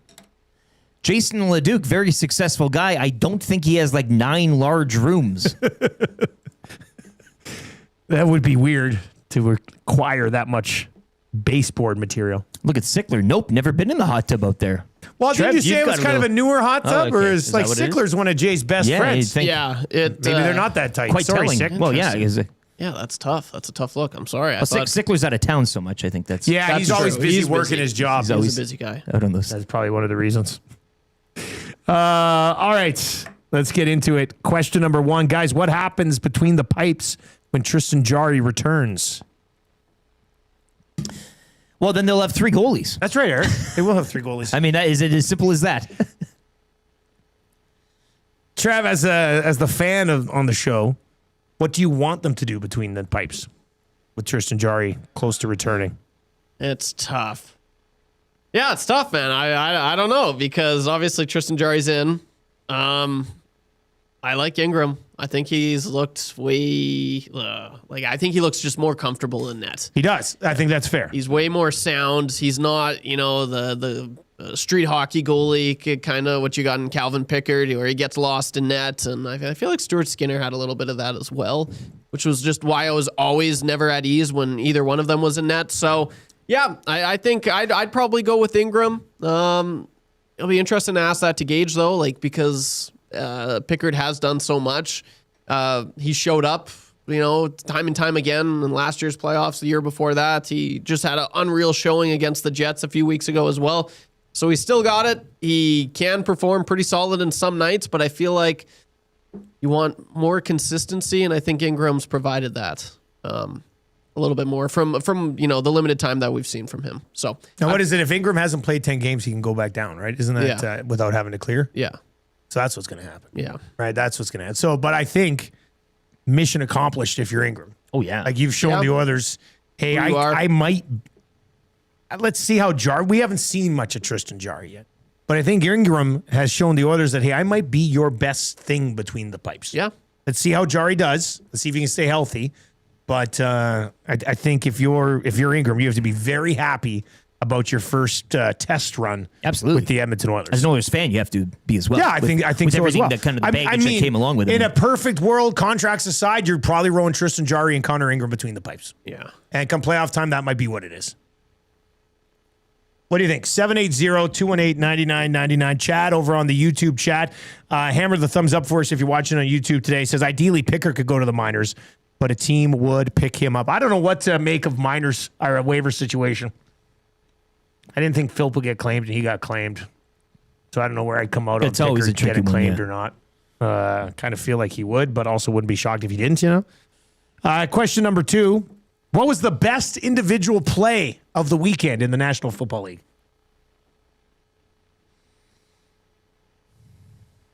This is a good one. There's a lot outside of that Patriots game last night. No, we just there is a talk about handful that. of outstanding plays. Right? What do we got? We got the Juwan Jennings.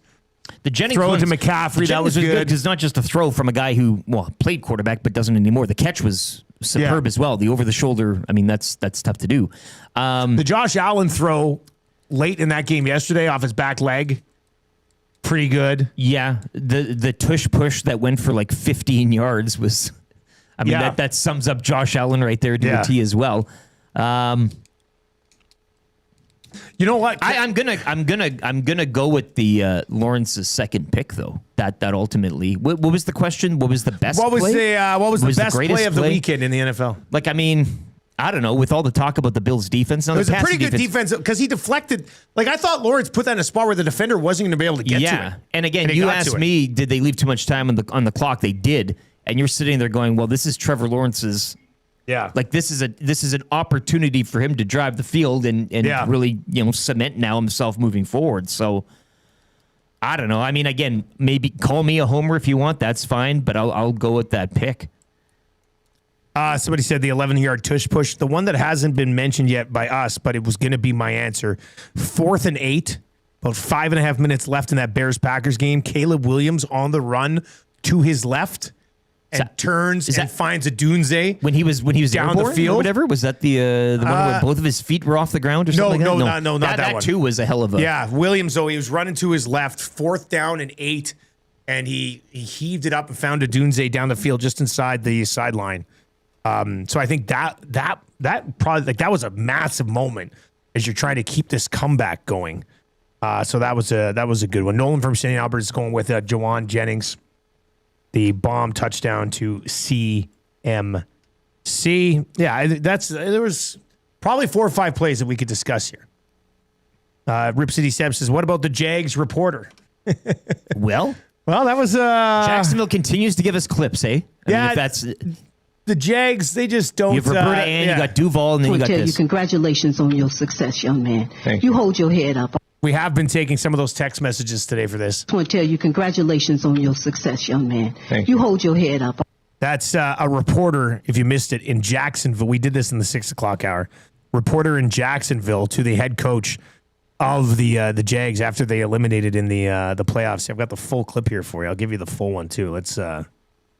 I want to tell you, congratulations on your success, young man. Thank you. Hold your head up, all right? You guys have had a most magnificent season. Thank you. And you did a great job out there today. Appreciate so you just hold your head up, okay? Thank and you, ladies ma'am. and gentlemen, Duval, you the one, all Thank right? you, ma'am. keep it going. We got another season, okay? appreciate Take it. care and much continued success to you and the entire team. That's a long-time reporter in Well, yeah, Carolina. congratulations on your sorry, success. guys. She just keeps going. You also missed. She'd walk up to the podium and say, "You've got a little something on your face." Here, let me get that for you. Before you go Yeah, up yeah, there, yeah, I love, all I can think of is Speck to Knobloch after the Oilers get eliminated in the playoffs. Can you imagine Speck saying this to Knobloch after, if they got eliminated in the playoffs? I want to tell you, congratulations on your success, young man. Thank you. you. Hold your head up, all right? You guys have had a most magnificent season. Thank And you did a great job out there today. Appreciate so you it. just hold your head up, okay? Thank and you, ladies ma'am. and gentlemen, Duval, you the one. That's all my right? favorite one. If Speck was to go, or Rashog or Matheson or somebody go, go Oilers.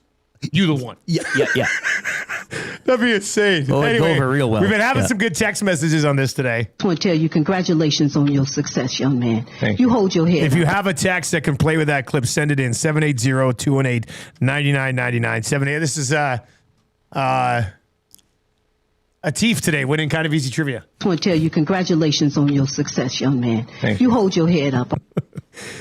Keep those coming in. All right, question number 3 comes in from Lucas, huge CFL fan. No. Winter meetings set to get underway in Calgary today. Lucas is wondering which item on the agenda intrigues us the most. It's a big agenda. Here's the agenda. Here's what we've got. Application of rule changes. Cascading tactical rules required to implement structural changes announced in September. The annual or additional rule changes. Annual review of proposed rule changes brought to the Rules Committee. Overtime. Potential format adjustments during the regular season. Replay center. Review of the mandate. Negotiation lists. Could there be an American player draft as a possible alternative to acquiring and managing U.S. player rights? The Olympic guidelines for the 2028 CFL schedule and CFL player eligibility to participate in the flag football at the 28 Olympics. Playoffs. Potential adjustments to Grey Cup playoff format for future seasons. Free agency and communication window, which would also be known as the tampering window. Potential adjustments to format and timeline. Additional on-uniform branding opportunities. New league-wide commercial inventory. Sounds nice. End of season player recognition, potential format adjustments to CFL awards and all CFL teams, and then contingency planning. So to do with weather. Eric, what's the one item there that intrigues you the most? Well, obviously with the CFL in making money in the commercial, they did add some branding on the uniforms for the playoffs, right? You had a bit of a logoing, I think, at the bottom of the back of the jersey. Bottom on the back. I don't want it to look too, European hockey jersey in the end. If you can fit something else on, fine. Can't kind of mess with the look of the uniform. But again, you institute those things and then they just become old hat after a year or two, and you don't even really see them anyways, as we found out with the NHL and their branding. The American draft kind of perked my interest. Anytime you can kind of add something else on. We talked about the release of the neg lists and making those public and everything, and how it drums up conversation. If you had some sort of a draft, a quiet draft, if you will, maybe like offline, not necessarily televised, but I mean, that'd be something to pay attention to. You could reveal it televised later. Yeah, something like that. Like you could, it's just something added and makes it more fun. Everybody loves a draft. I mean, as we know on this station and show. Replay Center as well. I mean, I think you can review the mandate maybe twice a year. There's always things to look at with the Replay Center. There's always things to look at and always things to complain about. And you did mention the two big ones. The two big playoffs ones to me. as well. Yeah, playoffs. There's only one thing to do. Well, that's combining everything, right? Yeah, and taking your seeding. You take your top six. Yeah.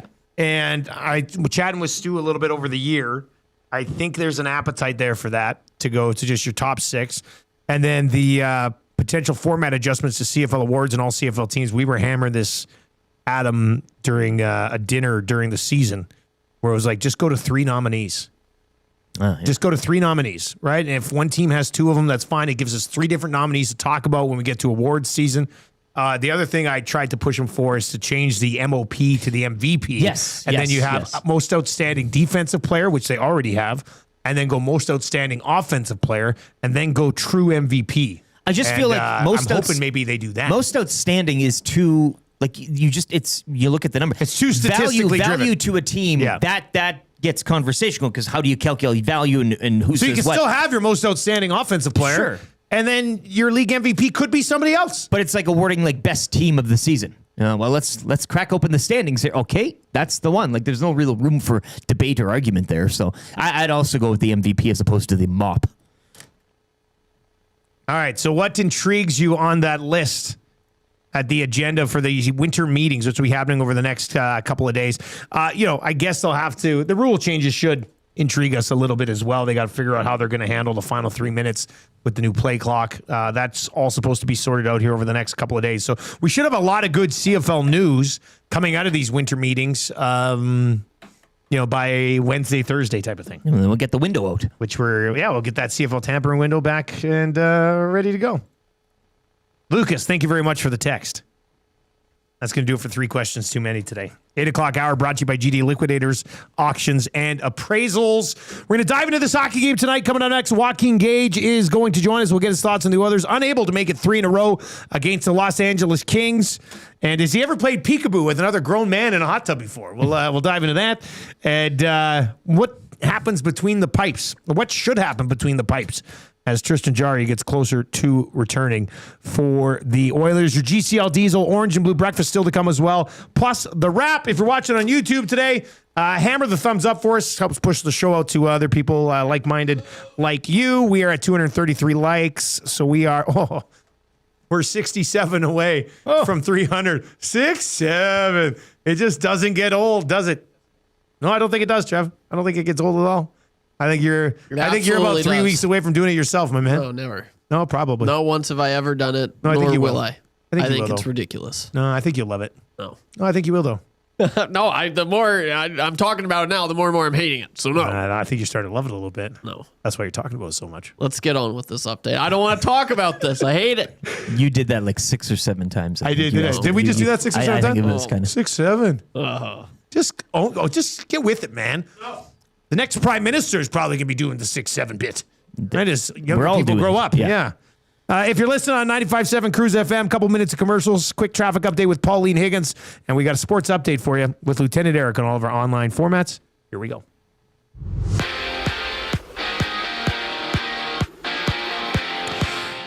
Oilers back on the ice tonight in Chicago against the Blackhawks in one of 9 games around the NHL. Join Tom Gazzola for the GCL Diesel Oil Stream pre- and post-game shows right here on EST. Coverage begins at 5:30.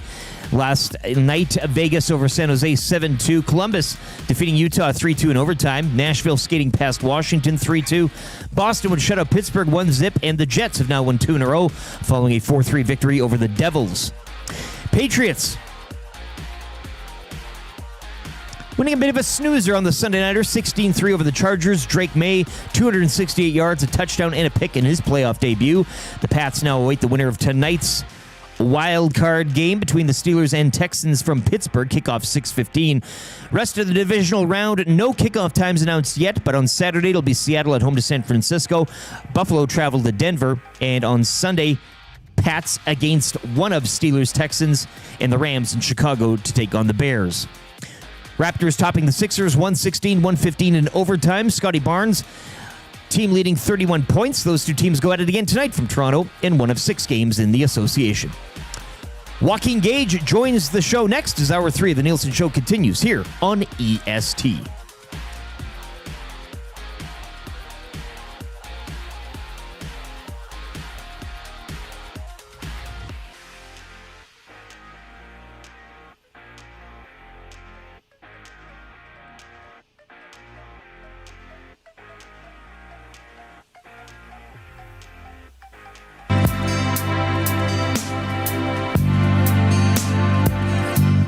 I believe in these guys. I believe in McDavid and Dry. I'm in Nuge, Bush, and Kane. Gonna make a deep run again. I believe they can soar.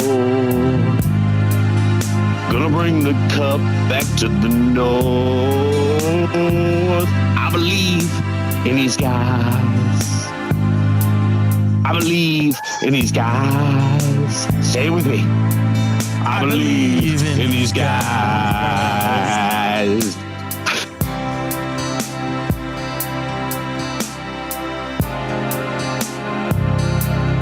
$8:33 on the Nielson Show. And if you were just listening, you think that sounds like CTV weatherman Josh Clausen's a little hammered singing on the post-game show about the Oilers.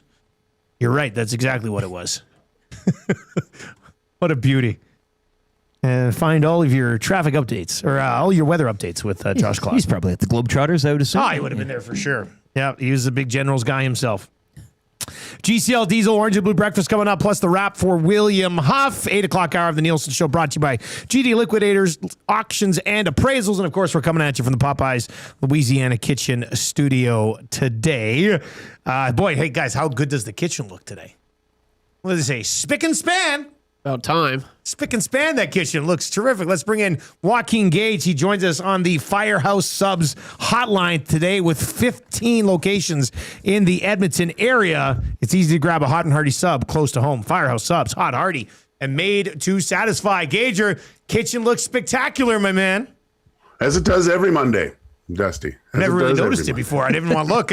Everybody was doing their chores so feverishly on Friday. I'm starting to take notice around here today. No, it's I heard that little goofball say something stupid, but yeah, we'll see. We'll see if he's man enough to stay in house when I roll in later today. I hopefully he's working on his arm wrestling technique because the date is approaching for the. When rematch. are you guys doing an arm wrestle? When's the arm wrestle? I believe Trev said the beginning of March. So hey, so this is after your splits. Yeah, Yeah. Trev, go ahead. This is correct. Yes. Yeah, okay, so I said early March. sometime in March. I was more Okay, aiming sometime March in March. 15th. Okay, so middle you're of March March 15th, is middle what of I was March. going for. But Man, you're writing a lot of checks here. Hey? beginning Like- of March, middle of March, I don't care. You pick the date. How about that, Gager? Well, it all depends on when that cycle ends, because when we have a P test and C, you got to get all that stuff out of your system. Funny. Yeah, very I do like funny. the idea of us piss testing you guys, and Trev tests positive for some sort of anabolic. What? HGH. HGH. Yeah. Okay. Yeah, that'll work. Yeah. All right, Gager. Let's go back to the game. We should have known the Kings were going to win. The Oilers have now won 2 in a row, 8 times this year. Cannot find the third one. Let's start with the no goal. What did you think of the goalie interference call on that one? Well, I think it's a goal, but I knew it was going to be called back as soon as the replay. It's just I hate to say it, Dusty. Goalies are soft now. Like there's a slight bump. I don't think that impedes Forsberg from stopping the puck, but it hits. I believe it hit McDavid again and went back in the other way, right? Yeah. So it should have been a goal, but with the rules the way they are, guys can't go into the crease, and if they slightly touch the goalie, all of a sudden it's goaltender interference. I don't get it, but it is what it is. What about the Draisaitl clapper? Yeah, as a goalie, man, what do you think when somebody tees it up like that on you? I mean, I don't like it if they're doing it in practice. Guys are coming down to the hash marks and letting them buck, but whatever. You look ridiculous if it doesn't go in, though, right? It's kind of equivalent to coming down, and if a guy's going, you know what, I'm going to go 5-hole here. I'm going to shoot a 5-hole, and if it doesn't go in, it looks like, God, did he really even try? Yeah. You know. And if you don't score on the big clapper, it looks kind of bad, right? Because you're just burying it right at the goalie. He's just making himself big at that point. So I don't mind it, but I would prefer Leon, that's quite gifted with other parts of his game. Yeah. Maybe to get him moving side to side the way he can and trying something different. Gager, just want to selfishly confirm, no reason to take Kapanen off that line, right? Whoa. Is he going to take him off that line? Is there a reason to take him off that line? No, I don't. I think you're only promotion based. Only promotion based, yeah. Like I said, Dusty, the only thing you have to worry about at this point, really, tonight, I guess tonight's the final hurdle. But if there's just if the water breaks, so to speak, then you're in trouble. Now we did decide on Oil Stream on Friday that if his wife does go into labor and he doesn't play on Tuesday, it's a wash. We're gonna wash. I don't think I don't like that. I think everything. You think I should take the heat? Everything's playable. Yeah. Yeah. Everything's playable. Well, Hernan and I think Hernan and Tommy were reeling so much on Friday that they decided to agree to that. So. Oh yeah, I got him on that one. Those cheap guys. And I'm sorry about I was completely premature with my texts into the group chat with Lawrence this weekend. I'm really sorry about that. Did you create that image on your own? Was that an AI Gager special? Yeah. That was I thought that was quite clever, but then the investment went down, plummeted really quickly. I am going to save the first one you sent though for when he has good games. Put that in the bank. Put that out online. Hey, Gage, your 3-game win streak this week or what? So Blackhawks tonight, Preds tomorrow, Islanders back home Thursday. No, because they're gonna lose one of these two. The dads are too fired up, right? Like the dads are gonna they leave Chicago, they're gonna get into Nashville. The dads are gonna go out, hit Broadway, come back at 3 a.m, all yelling and screaming and stuff. Wake 'em up. And yeah, you're so good. I love you, son. I love you. And then it's just I just want to check on you, son, to make sure you're okay. Yeah. So you can't expect much on a dad's trip. I am going to buy into blaming the dads for one of these 2 losses. Sure. Yeah. Well, you have to. Yeah. It's all dad's fault. Yeah. I get blamed for everything around here. Gager, if waivers weren't involved for one or the other, because we're thinking it'll probably be Ingram who will be sent back down here once Tristan Jarry is able to return and he's close. Is Jarry and Ingram the best possible duo that you can have for the Oilers between the pipes, do you think?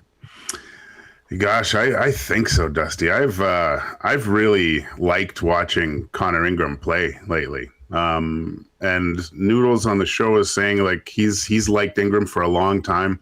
He's a calming presence back there, and he's kind of like a vacuum with some of his rebound control. His the blocker saves that he's making and able to control it and just hitting him and completely disappearing.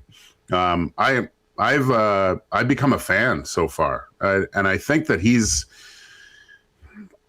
over these games that he's played. I can't think that he hasn't put his stock a little bit higher into who's our number one here. So yeah, I think he's held serve. He's put the ball back in Jari's court. Now Jari has to come in and show that he can play that exact same calming presence. And you can see it in the play of the defense. Like now they're allowing shots, and not that they weren't before, but they have, it seems like they have confidence in their goalie, and they're just taking their men and worrying about their jobs, so to speak, in front of the net, and there's not as much chaos as there was before, right? And when you have a goalie that's calm and composed, the other thing, I wasn't sure if Ingram, like, he's a really good positional goaltender. He reads the play really well, but there's also the ability to make the big save too. Like he's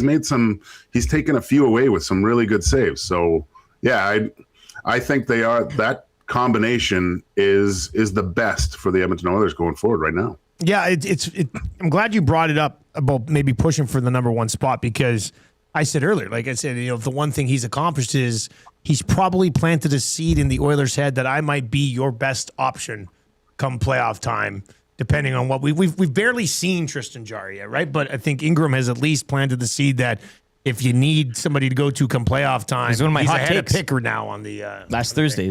Was it? What was the starting game one? Connor Ingram. Oh, I didn't even hear that one. Yeah. Oh.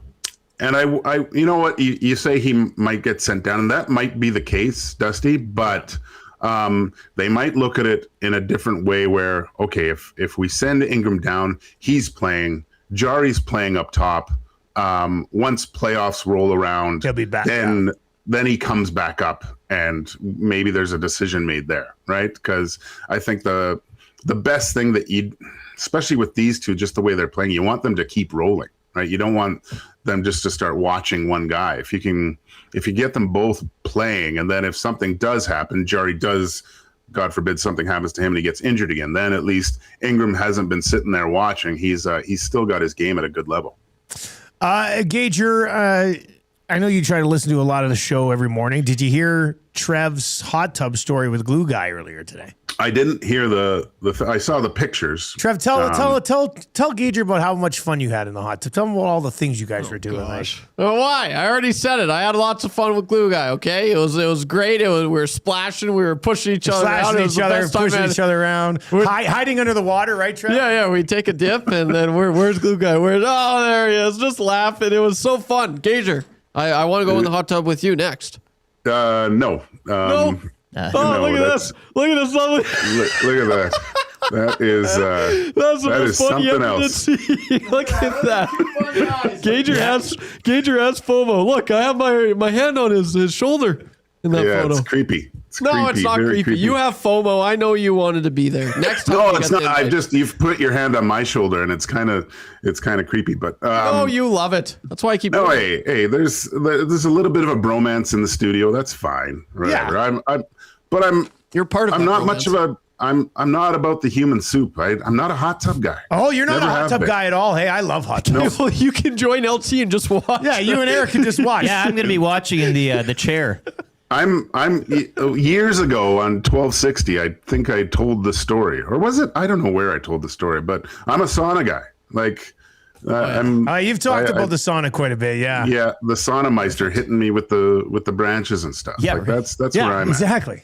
It's because you still get the heat, but you don't have to sit in a big pool of human skin. Okay. Yeah, exactly. Well, I'll hot tub with Glue Guy, and I'll sauna with you. How's that sound, Gager? Okay, well, let's make it happen, Trev. All right, Gager, you played in Italy? Yes, I did. Okay, there was a lot of talk about the construction of the rink and how they live a different lifestyle in Italy, and When people say that they nap during the afternoon, is that just like do stores close down so people can have naps, or is it like if you're not working, it's normal to have a nap? Maybe one of the toughest things is because when I played in Italy, we didn't practice till the evening. Like our practices weren't till late at night. We'd work out in the mornings. Like we'd go to the gym as a team and work out. And then afterwards, that's when you'd kind of think you would go get stuff done. And everything is closed except coffee shops. That's it. That's the only place. So like you could businesses are just closed from 1 until 3 or something. Yeah, like the bank, let's just say if the bank would open whatever, like 9 to 11, and then open and close from like 11 till 4, and then open up for another 2 hours and then close again. Like those were the hours of operation. It was what a life. Well, it's frustrating for probably a Canadian, like a North American, to go over there because that's when you do things. But after a month, I really started to embrace the lifestyle. Right then, you're like, okay, well, I can't do anything, so I might as well go sit in a coffee shop and have a coffee and look outside and enjoy the nice city that I'm in. People must have been really happy over there. Hey, Gager?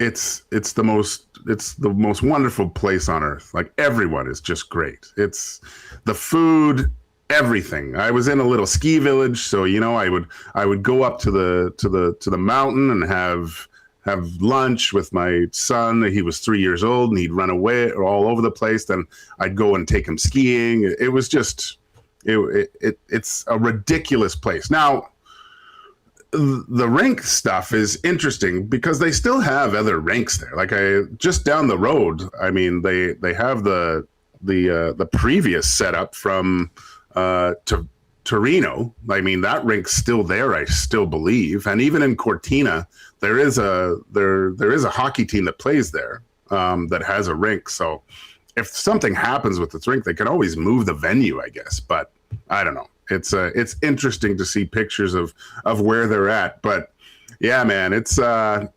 different pace of life for sure. Gage, good stuff, man. We'll see you around the office a little bit later on. All right, buddy. There you go. That's Joaquin Gage. You'll hear him today on EST Afternoons with Hernan and Gager from 1 until 3. If you're listening on 95.7 Cruise FM, our content on Edmonton Sports Talk continues all day long, and we think it's highly entertaining. Tune in. iHeartRadio, just download those free apps and search Edmonton Sports Talk once, and you can listen to it in your car. You can listen to it wherever you're at. You can listen to it on your desktop at work. You can watch over on YouTube, but we've got the Hangout coming up from 9 to 11, the Lock Shop from 11 until noon. We've got the Oil Stream today from 12 until 1, EST Afternoons from 1 until 3. What time's pregame going tonight? 5:30. 5 o'clock. So we'll have the Reed Wilkins Show from 3 until 5, 5:30? 5:30. All right, so from 3 until 5, and then 5:30, and then the pregame show takes over from 5:30 until 6:30, and then Tommy will be back with postgame to follow tonight. So we got you covered all day on all of those streaming platforms.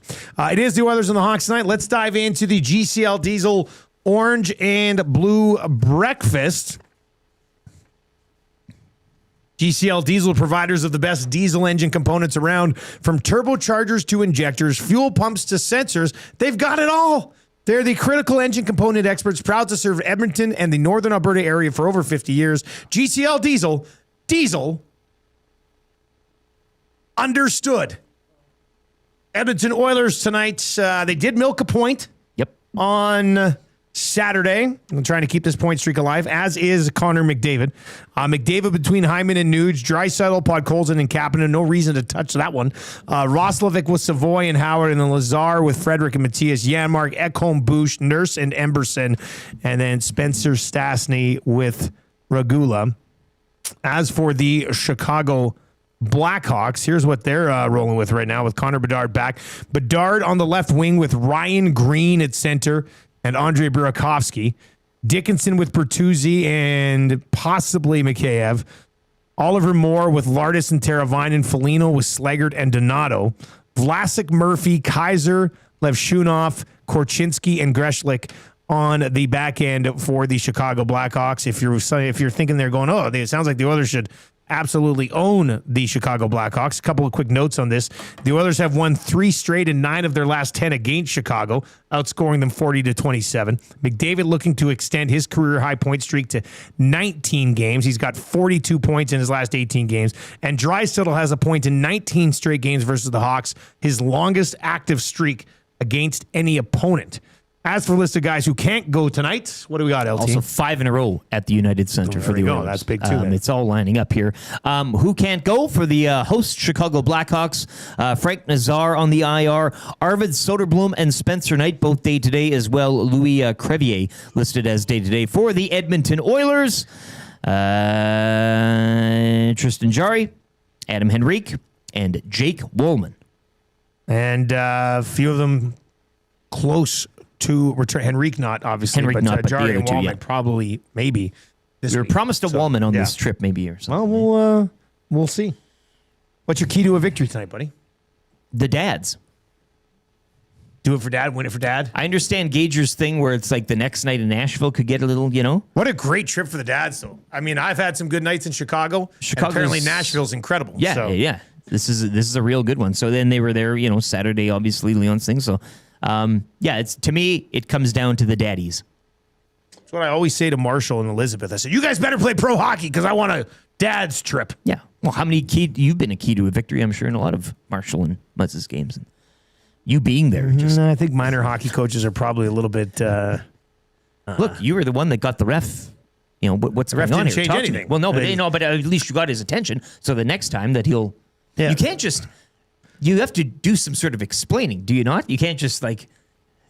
So I was probably the only... This is not a good look. Well, but the message got sent. Yeah. I'll tell you about it after the air, but after the show. okay. But I raised my voice at U9 outdoor skate at Cattail Crossing. Just a little bit. Just a little bit. There was a kid who was running around just blowing people up. And I was like, what are we doing here? Did you do the phrase? I kind of did the phrase. The phrase, yeah. I kind of did the phrase. I was just like, why are we like, all the parents, we're all sitting there talking. And they're like, why aren't they telling this kid to stop hitting everybody? Yeah. And real tough guy. Elizabeth's team didn't have a dad on the ice or a coach on the ice. The other team had one guy sort of skating around, throwing pucks in. And the kid did it again, like every shift. We're watching for like an hour. I'm like, and finally he went into the corner, blew up one of the girls. Like these it's 7 and 8 year olds. Yeah. And you could tell he knew what he was doing. I was like, so I said to the guy on the ice, I said, hey, can you tell that kid to stop doing that? Like he's been doing it for an hour. And he goes, it's going both ways. I said, no, man, it's not going both ways. And then so he leaves. The very next shift, the kid comes out, hits another girl, and finally that guy goes over. He goes, hey, man. You got to go off for a bit. Yeah. And I was like, thanks. We've been sitting here watching it for 55 minutes. Anyway. I would have grabbed a snowball. The rest of the parents were like, yeah. Good job, Dusty. Yeah. And I was like, well, something had to be said. Somebody's got to say something. Yeah. You ate Jordan Tutu on the ice in an outdoor fun game. Like, Unacceptable. Come on. All right. Let's dive into the wrap for William Huff. If you want your place to look as good as ours, get it done at William Huff. Bruce and the Dream Team over there. They've been doing it since 1952. Visit WilliamHuff.com for more details over there. What did we learn on the show today, you guys? Well, when LeBron James takes the court tonight in the city that his career started back in 2003. 2003, you guys. Trev was 5 years old, and now he's a grown man. His uniform will look a little different to commemorate the occasion. Now, dig this. His jersey will have a patch affixed to the upper right chest to celebrate his record-setting 23rd NBA season. Featuring, the patch will be a silhouette of his pregame chalk toss and 3 colored stripes representing the franchises he has played for in Cleveland, Miami, and LA. James will now wear the patch through the remaining 46 games of the regular season. And this is where you want to pay attention. After every game James plays, the patch will be removed from the jersey by the equipment manager, dated, and then shipped to Topps production facility in Dallas, where it will be authenticated and later inserted into a trading card. Oh my God! So you get maybe you oh my goodness! Sell on the investment and start putting your shekels towards this. Oh my goodness! You're the greatest of all time. Yeah, that's incredible. Collect them all, Dusty. 46. Oh, I really want to get one of those. I wonder which product it'll be, and I'll be cracking that like crazy. Had a big card break last night.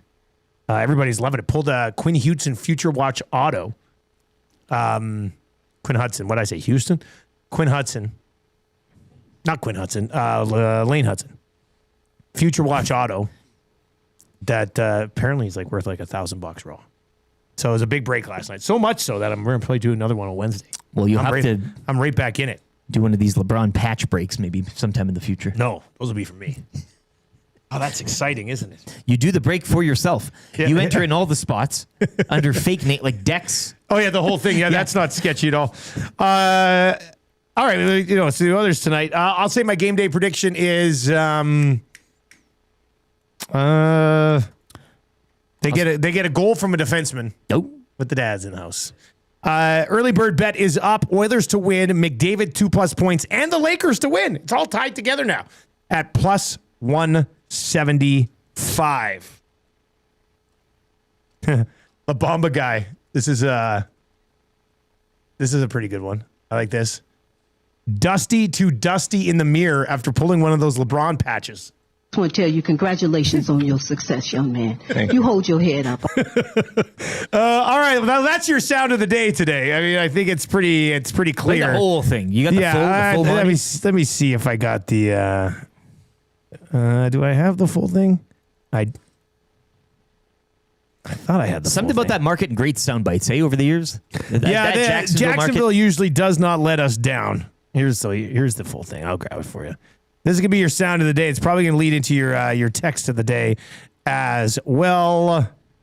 But let's play it. I want to tell you, congratulations on your success, young man. You hold your head up, all right? You guys have had a most magnificent season. Thank you. And you did a great job out there today. Appreciate so you it. just hold your head up, okay? Thank and you, ladies ma'am. and gentlemen, Duval, you the one, all Thank right? you, ma'am. keep it going. We got another season, okay? I appreciate Take it. care and much continued success to you and the entire team. Thank you, ma'am. Listen, did you see how many times Cohen speaks back to her?